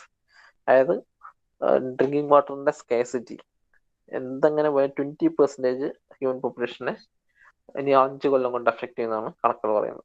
കഴിഞ്ഞ വർഷമാണെന്നും 2 years ബാക്ക് നമ്മളുടെ സൗത്ത് ആഫ്രിക്കയിലെ ഒരു കേപ്പ് ടൗണിൽ നടന്നത് നിങ്ങൾ പലർക്കും ഓർമ്മയുണ്ടോ എന്ന് എനിക്കറിയില്ല. എന്താ സംഭവിച്ചുകൊണ്ടിരുന്നതെന്ന് വെച്ചാൽ സിറ്റിയിൽ ആർക്കും എന്താണ് പ്രോപ്പർ ഡ്രിങ്കിങ് വാട്ടർ അവൈലബിൾ ആയിരുന്നില്ല. Almost like 2-3 months. എന്താ സംഭവിച്ചത്, ആളുകൾക്ക് റേഷൻ പോലെ ബേസിക് ആയിട്ടുള്ള ഹെൽത്ത് എന്താണ് ബേസിക് ആയിട്ടുള്ള ഹൈജീൻ എന്ന് പറയാം, ഹെൽത്ത് നല്ല ഹൈജീൻ ചെയ്യാനുള്ള വാട്ടർ മാത്രമാണ് ഗവൺമെന്റ് കൊടുത്തോണ്ടിരുന്നത്. കാര്യം എന്താണെന്ന് വെച്ചാൽ വാട്ടർ സ്കേസിറ്റി ആയിരുന്നു. വലിയ രീതിയിൽ അത് കലാപത്തിലേക്ക് നയിച്ചു. ആ സിറ്റിക്കകത്ത് തന്നെ ആളുകൾ തമ്മിൽ പ്രശ്നം, അങ്ങനെ വലിയ രീതിയിൽ പ്രശ്നമാകുന്ന സാഹചര്യം ഉണ്ടായി. അപ്പം പറയപ്പെടുന്നത് എന്താണെന്ന് വെച്ചാൽ 2025 ഒക്കെ ആകുമ്പോഴത്തേക്കും 20% ഓഫ് വേൾഡ് പോപ്പുലേഷനെ വാട്ടർ സ്കേസിറ്റി ബാധിക്കാം എന്നാണ് പറയുന്നത്. UN reports ആണ് പറയുന്നത്. And indirectly influence the rest of the planet's inhabitants as well as economies and world ecosystem. Water scarcity വലിയ രീതിയിൽ എല്ലാവരും ബാധിക്കും. So smart water systems based on the combination of the Internet of Things, big data and AI technologies can help stop these predictions from happening and undo the damage the imprudent usage of water resources has already caused. എന്താ ചെയ്യുന്നത് വെച്ചാൽ basically നമ്മൾ smart water systems wastage കുറയ്ക്കുക എന്നാണ് എൻ്റെ അടിസ്ഥാനമായിട്ടുള്ള കാര്യം. Wastage, theft അങ്ങനത്തെ കാര്യങ്ങളൊക്കെ കുറയ്ക്കുക എന്നാണ് നമ്മളുടെ സ്മാർട്ട് വാട്ടർ മാനേജ്മെന്റ് കൊണ്ടും അർത്ഥമാക്കുന്നത്. ഇത് ശരിക്കും വാട്ടർ സപ്ലൈയിലാണ് കൂടുതൽ ബാധകമായിരിക്കും. നമ്മൾ സിറ്റിന്റെ വാട്ടർ സപ്ലൈ സിസ്റ്റം പ്ലാൻ ചെയ്യുമ്പോൾ IoT എങ്ങനെയൊക്കെയാണ് ഇതിനെ സഹായിക്കുക എന്നുള്ള കാര്യങ്ങളാണ് പറയുന്നത്.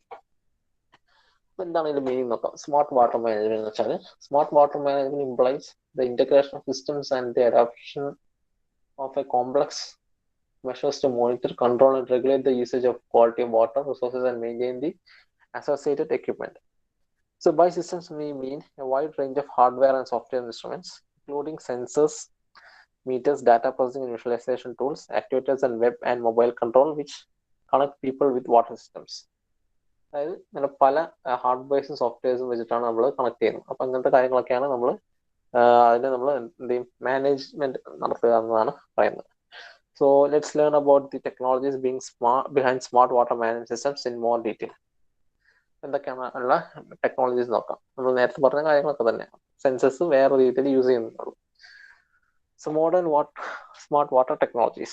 Today, smart water technology brings transparency and improved control to the whole water supply chain, starting from a freshwater reservoirs to wastewater collecting and recycling.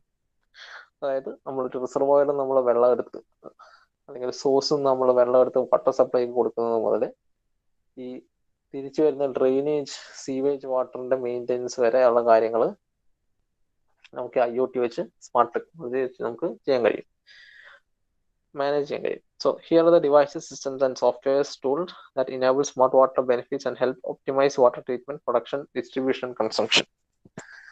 ഇതൊക്കെയാണ് നമുക്ക് അവൈലബിൾ ആയിട്ടുള്ള ടൂൾസും സിസ്റ്റംസും ഡിവൈസസും. First sensors. ഒബ്വിയസ്ലി നമുക്ക് അറിയാം, നമ്മൾ എല്ലാ കാര്യത്തിനും IoTന്റെ മെയിൻ ഡാറ്റ ഇൻപുട്ട് ഡിവൈസ് എന്ന് പറഞ്ഞാൽ സെൻസേഴ്സ് തന്നെയാണ്. അപ്പോൾ sensors have broad application in water management due to their great diversity and purposes. In a very basic water supply chain, sensors measure the quality of raw catchment water, the chemical composition of the water after treatment and wastewater, etc. അതായത് എന്തൊക്കെയാണ് sensors ചെയ്യുക? Quality, അതായത് catchment water എന്ന് പറഞ്ഞാൽ നിങ്ങൾ മനസ്സിലല്ലേ, അതായത് catchment എന്ന് പറഞ്ഞാൽ എന്താണെന്ന് മനസ്സിലായോ? ഒരു റിസർവോയർ പ്ലാൻ ചെയ്യുമ്പം ആ റിസർവോയറിലേക്ക് ഉള്ള വെള്ളം വീഴുന്ന സ്ഥലം, അതായത് മഴയാണ് അതിന്റെ സോഴ്സ് എങ്കിൽ ആ റിസർവോയറിന്റെ ആ വെള്ളം വീഴുന്ന ഏരിയയാണ് കാച്ച്മെന്റ് വാട്ടർ എന്ന് പറയുന്നത്. അപ്പൊ അവിടുത്തെ ക്വാളിറ്റി എന്തിലേക്ക് ഡിറ്റർമിൻ ചെയ്യുക? അവിടുത്തെ സോയിലിനെയാണ് മെയിൻ ആയിട്ട് ഡിപ്പെൻഡ് ചെയ്തിരിക്കുക. സോയിൽ, പിന്നെ അവിടുത്തെ ഓർഗാനിക് കാര്യങ്ങൾ. അവിടെ ഒരുപാട് കൃഷി നടക്കുന്ന ഏരിയ ആണെങ്കിൽ എന്ത് സംഭവിക്കും? ഒബ്വിയസ്ലി ഈ കൃഷി നടക്കുമ്പോൾ ഓട്ടോമാറ്റിക് ആയിട്ട് പെസ്റ്റിസൈഡ്സും ഫെർട്ടിലൈസേഴ്സ് ഒക്കെ ആഡ് ചെയ്യും. അപ്പൊ ഈ റിസർവോയറിൽ അല്ലെങ്കിൽ നമ്മൾ വാട്ടർ സോഴ്സിലേക്ക് ഒഴുകിയെത്തുന്ന വെള്ളം, ചുറ്റുവട്ടം മുഴുവൻ കാച്ച്മെന്റ് ഏരിയ, ആ കാച്ച്മെന്റ് ഏരിയയിൽ നിന്ന് ഒഴുകിയെത്തുന്ന വെള്ളത്തിൽ ഇതിന്റെ ട്രേസസ് ഉണ്ടാവും. അപ്പൊ അതൊക്കെ നമ്മൾ മെഷർ ചെയ്യുന്നതിനാണ് നമ്മൾ quality of raw catchment water എന്ന് പറയുന്നത്. പിന്നുള്ളത് chemical composition the water after treatment and waste water. അതായത് ഫുൾ ട്രീറ്റ്മെന്റ് കഴിഞ്ഞ് നമ്മൾ വാട്ടർ സപ്ലൈക്ക് ഇവരെ പറഞ്ഞു വിടുന്നതിന് മുന്നേ അതിന്റെ കെമിക്കൽ കോമ്പോസിഷൻ കണ്ടുപിടിക്കണം. അപ്പൊ ഈ ബേസിക്കലി നമ്മളുടെ നാട്ടിലൊക്കെ ചെയ്യുന്നത് വെച്ചാൽ കൂടുതൽ ക്ലോറിൻ ആഡ് ചെയ്യണമെങ്കിൽ, ഈ ക്ലോറിൻ ആഡ് ചെയ്യുന്നത് എന്താണെന്ന് വെച്ചാൽ എന്താണ്? ക്ലോറിൻ ഈ മൈക്രോബ്സ് ആയിട്ട് റിയാക്ട് ചെയ്ത് എല്ലാ മൈക്രോബ്സിനെയും നശിപ്പിക്കുകയാണ്. അപ്പൊ ഈ ക്ലോറിൻ ആഡ് ചെയ്തിട്ടുള്ള വാട്ടർ ഉണ്ടെങ്കിൽ നിങ്ങൾ മനസ്സിലാക്കുന്നത് വെച്ചാൽ, നമ്മൾ ഈ ക്ലോറിൻ മണമുള്ള വെള്ളത്തിന്റെ അർത്ഥം എന്ന് പറഞ്ഞാൽ അതിനകത്ത് ഒരു മൈക്രോബ്സ് ഉണ്ടാവില്ല എന്നുള്ളതാണ്. കാര്യം ക്ലോറിൻ വളരെയധികം റിയാക്റ്റീവ് ആണ് ഓർഗാനിക് കോമ്പൗണ്ട്സ് ആയിട്ട്. ഈ ഓർഗാനിക് കോമ്പൗണ്ട്സിനൊക്കെ ഓക്സിഡൈസ് ചെയ്ത് കളയാനുള്ള ശേഷി നമ്മളുടെ ക്ലോറിൻ ഉണ്ട്. അത് മനസ്സിലാക്കിയെടുക്കുക.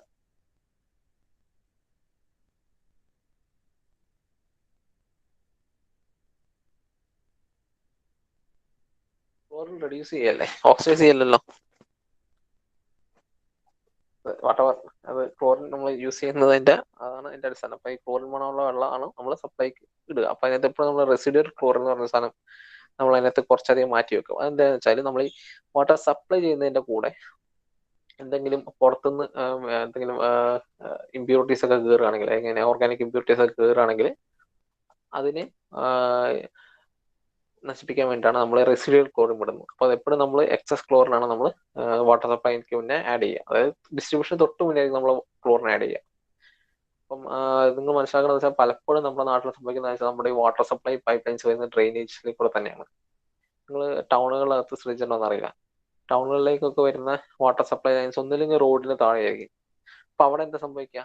അവിടെ എന്തെങ്കിലും ലീക്ക് ഒക്കെ ഉണ്ടെങ്കിൽ ആ ലീക്ക് വഴി പുറത്തേക്ക് മാത്രമല്ല വെള്ളം ഒഴുകുക, പുറത്തുനിന്ന് അകത്തേക്കും ഇതുപോലെ ഉള്ള ഇമ്പ്യൂരിറ്റീസ് അല്ലെങ്കിൽ മൈക്രോബ്സ് കയറാൻ സാധ്യത ഉണ്ടാവും. എസ്പെഷ്യലി ഇത് നമ്മൾ ഡ്രെയിനേജിനോട് തൊട്ട് ചേർന്നാണ് നമ്മുടെ വാട്ടർ സപ്ലൈ ലൈനൊക്കെ പാസ് ചെയ്യുന്നതെങ്കിൽ നല്ല സാധ്യതയുണ്ട്.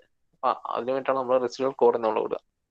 അപ്പൊ അതിനകത്തുള്ള കെമിക്കൽ കോമ്പൗണ്ട്സ് ഇത് മെഷർ ചെയ്യുക. അതായത് ഇത് മാത്രമല്ല, ക്ലോറിൻ മാത്രമല്ല, ഏതെങ്കിലും ഹസാർഡസ് ആയിട്ടുള്ള ലെഡോ അങ്ങനത്തെ മെർക്കുറിയോ അതിൻ്റെ ഒക്കെ ട്രേസസോ അല്ലെങ്കിൽ ഫ്ലൂറൈഡ്സ് എത്രയാണ്, സൾഫൈഡ്സ് എത്രയാണ്.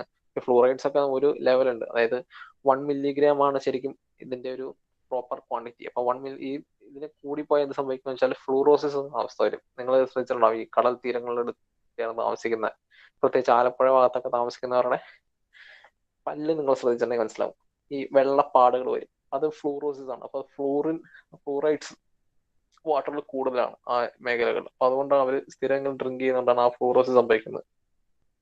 അപ്പൊ അത് കുറഞ്ഞാലും പ്രശ്നമാണ്, കൂടിയാലും പ്രശ്നമാണ്, മനസ്സിലാക്കുക.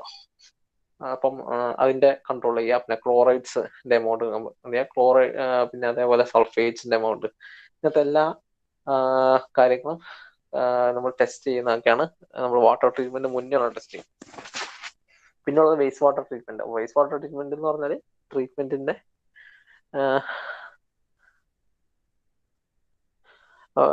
വേസ്റ്റ് വാട്ടറിനകത്ത് എന്തൊക്കെ തരം കെമിക്കൽസ് ഉണ്ട്, അതിൻ്റെയൊക്കെ ഓർഗാനിക് കോമ്പോസിഷൻ എന്താണെന്നൊക്കെ മനസ്സിലാക്കി എടുക്കാൻ വേണ്ടി നമ്മൾ ടെസ്റ്റ് നടത്തും. എന്നിട്ടേ നമ്മളത് ട്രീറ്റ്മെന്റ് കഴിഞ്ഞാൽ നമ്മൾ ഡിസ്പോസ് ഓഫ് ചെയ്യുള്ളൂ എന്ന് നമ്മൾ തീരുമാനിക്കുള്ളൂ. അപ്പൊ അതാണ് വേസ്റ്റ് വാട്ടർ കാര്യം ചെയ്യുന്നത്. Changing the quantity in storage reservoir. ഇപ്പൊ സ്റ്റോറേജ് റിസർവോയറിലെ അപ്പൊ ഇതൊക്കെ നമ്മൾ പലപ്പോഴും സെൻസേഴ്സ് വെച്ച് നമുക്ക് കണ്ടുപിടിക്കാൻ കഴിയും. അപ്പൊ അത് ഞാൻ പറഞ്ഞില്ലേ, ഒരു കെമിക്കൽ കോമ്പൗണ്ട്സൊക്കെ ചെക്ക് ചെയ്യാൻ കഴിയുന്ന, സെൻസ് ചെയ്യാൻ കഴിയുന്ന സെൻസേഴ്സ് നമ്മുടെ കയ്യിലുണ്ട്. അപ്പൊ അതൊക്കെ വെച്ചിട്ടാണ് ഈ കാര്യങ്ങളൊക്കെ നമുക്ക് സെൻസ് ചെയ്യുന്നത്. പിന്നെ changing the quantity of storage reservoir, അതായത് നമ്മുടെ സ്റ്റോറേജ് റിസർവോയറിന്റെ ക്വാണ്ടിറ്റി എന്തെങ്കിലും മാറ്റം ഉണ്ടോ എന്നുള്ള കാര്യങ്ങളൊക്കെ നമുക്ക് സെൻസ് ചെയ്തെടുക്കാൻ കഴിയും. അതായത് എത്രത്തോളം വാട്ടർ അതിനകത്തോട്ട് വരുന്നുണ്ട്, ഫ്ലോ ചെയ്യുന്നുണ്ട്, എത്ര പുറത്തേക്ക് പോകുന്നുണ്ട്, ഈക്വലി ഡിസ്ട്രിബ്യൂട്ടഡ് ആണോ, അങ്ങനത്തെ കാര്യങ്ങളൊക്കെ. പിന്നെ പ്രഷർ ഓൺ ദ പൈപ്സിന്റെ ഡിസ്ട്രിബ്യൂഷൻ ലൈൻ, അത് പ്രോപ്പർ പ്രഷറാണ് മെയിൻറ്റെയിൻ ചെയ്യുന്നത്. പ്രഷർ ലോ ആണെങ്കിൽ എന്താ സംഭവിക്കുക, നമ്മളുടെ ലാസ്റ്റ് പോയിന്റ് വരെ ഈ ഡിസ്ട്രിബ്യൂഷൻ പൈപ്പ് ലൈനിലുള്ള വാട്ടർ നമുക്ക് ലാസ്റ്റ് പോയിന്റ് വരെ നമുക്ക് എത്തിക്കാൻ കഴിയില്ല. അതേസമയം പ്രഷർ കൂടിപ്പോയെന്ന് സംഭവിക്കും, പൈപ്പ് ബ്രേക്ക് ആവും. അപ്പം ഇങ്ങനത്തെ 2 കാര്യങ്ങൾ നമ്മളിവിടെ ചെക്ക് ചെയ്യുന്നുണ്ട് എന്ന് മനസ്സിലാക്കുക. പിന്നെ അതും നമ്മൾ സെൻസേഴ്സ് വെച്ചാണ്, നമ്മൾ നേരത്തെ കുറെ സെൻസേഴ്സിനെ കുറിച്ച് പറഞ്ഞല്ലോ, അപ്പൊ ഈ സെൻസേഴ്സ് ഒക്കെ വെച്ചാണ് നമ്മൾ കൈകാര്യം ചെയ്യുന്നത്. Wear the equipment and machinery are processed and distributed water to end users and more, അങ്ങനത്തെ കാര്യങ്ങൾ. അതായത് വിയർ ആൻഡ് ടയർ ഒക്കെ സംഭവിക്കുന്നുണ്ടോ മെഷീനറീസ് എന്ന കാര്യങ്ങളും നമ്മൾ സെൻസേഴ്സ് വെച്ച് നമ്മൾ ചെക്ക് ചെയ്യുന്നുണ്ട്. സോ മനസ്സിലാക്കേണ്ടത്, നമ്മൾ വാട്ടർ ക്വാളിറ്റി അനലൈസ് ചെയ്യാൻ വേണ്ടിയിട്ടുള്ള സെൻസേഴ്സ് യൂസ് ചെയ്യുന്നത് വാട്ടറിന്റെ ക്വാളിറ്റി മെഷർ ചെയ്യാൻ നോക്കും. പിന്നെ അതിന്റെ കെമിക്കൽ കോമ്പോസിഷൻ, വാട്ടറിന്റെയും വാട്ടർ സപ്ലൈക്കുള്ള വാട്ടറിന്റെയും വേസ്റ്റ് വാട്ടറിന്റെയും, പിന്നെ നമ്മുടെ സ്റ്റോറേജ് റിസർവോയറിന്റെ ക്വാണ്ടിറ്റിയിൽ എന്തെങ്കിലും മാറ്റം വരുന്നുണ്ടെങ്കിൽ, അതായത് പെട്ടെന്ന് അത് വേപ്പറേറ്റ് ആയി പോകുന്നുണ്ട്, എത്രയാണ് അതിന്റെ റേറ്റ് ഓഫ് എവാപറേഷൻ നമുക്ക് എളുപ്പത്തിൽ കണ്ടുപിടിക്കാൻ കഴിയും. പിന്നെ എത്രത്തോളം വാട്ടർ ഇൻഫ്ലോ ഉണ്ട്, വാട്ടർ ഔട്ട് ഫ്ലോ എത്രയാണ്, എന്തെങ്കിലും ലീക്കേജ് ഉണ്ട്. എസ്പെഷ്യലി നമുക്ക് സംഭവിക്കുന്ന വെച്ചാൽ പല റിസർവോയറുകളിലും നമ്മൾ പ്രോപ്പർ സോയിൽ ടെസ്റ്റിംഗ് ഒന്നും നടത്തിയില്ലെങ്കിൽ ഒരുപക്ഷെ നമ്മൾ ചൂസ് ചെയ്യുന്ന സോയിൽ പോറസ് ആയിരിക്കും. അതായത് ഈ റിസർവോയറിന്റെ താഴെ കിടക്കുന്ന സോയില് പോറസ് ആണെങ്കിൽ എന്ത് സംഭവിക്കുക, വെള്ളം അടിയിൽ കൂടെ ലീക്കായി പോകും. പോറസ് ആയിട്ടുള്ള സോയിൽ കണ്ടീഷൻ ആണോ, അങ്ങനത്തെ കാര്യങ്ങളൊക്കെയാണ് നമ്മൾ സെൻസർ വെച്ച് ലീക്കുന്നത്. എന്തെങ്കിലും പ്രശ്നമുണ്ടോ റിസർവോയറിന്, എവിടെയെങ്കിലും ലീക്കേജ് ഉണ്ടോ എന്ന കാര്യങ്ങളൊക്കെ നമുക്ക് മനസ്സിലാക്കും. പിന്നുള്ളത് പ്രഷർ, ഡിസ്ട്രിബ്യൂഷൻ പൈപ്പ് ലൈനിലെ പ്രഷർ, കോൺസ്റ്റന്റ് പ്രഷർ മെയിൻറ്റെയിൻ ചെയ്യുന്നുണ്ടോ, റിക്വയർഡ് പ്രഷർ മെയിൻറ്റെയിൻ ചെയ്യുന്നുണ്ടോ നമ്മൾ ചെക്ക് ചെയ്യും. പിന്നുള്ളത് എന്തെങ്കിലും വിയർ ആൻഡ് ടയർ സംഭവിക്കുന്നുണ്ടോ മെഷീനറീസിൽ, എന്ന കാര്യങ്ങളൊക്കെ നമുക്ക് സെൻസേഴ്സ് വെച്ച് നമുക്ക് കണ്ടുപിടിക്കാൻ കഴിയും. ഇതൊക്കെയാണ് നമ്മൾ ചെയ്യുന്നത്. By using the data produced by sensors, management at different points of the water supply chain receive key insights into the changing conditions of water resources and equipment and can take data-driven corrective measures on demand. അതായത് നമുക്ക് continuous ആയിട്ട് data കിട്ടിക്കൊണ്ടിരിക്കുക, എന്തെങ്കിലും മാറ്റം വരുന്നത് നമുക്ക് എളുപ്പത്തിൽ നമുക്ക് diagnose ചെയ്യാൻ കഴിയും. അപ്പൊ അതിന്റെ പ്രശ്നങ്ങൾ നമുക്ക് മനസ്സിലാക്കിയെടുത്തപ്പോൾ തന്നെ മാറ്റാൻ കഴിയും. ഇത്തരം കാര്യങ്ങളാണ് ഇതിലുള്ളത്. ഇനി വേറെ കുറച്ച് കാര്യങ്ങളോട് പറയാനുണ്ട്, നമുക്ക് നെക്സ്റ്റ് ക്ലാസ്സിൽ നമുക്ക് ഡിസ്കസ് ചെയ്യാം. തൽക്കാലം നമുക്ക് ഈ ക്ലാസ് കൺക്ലൂഡ് ചെയ്യാം. So thank you all.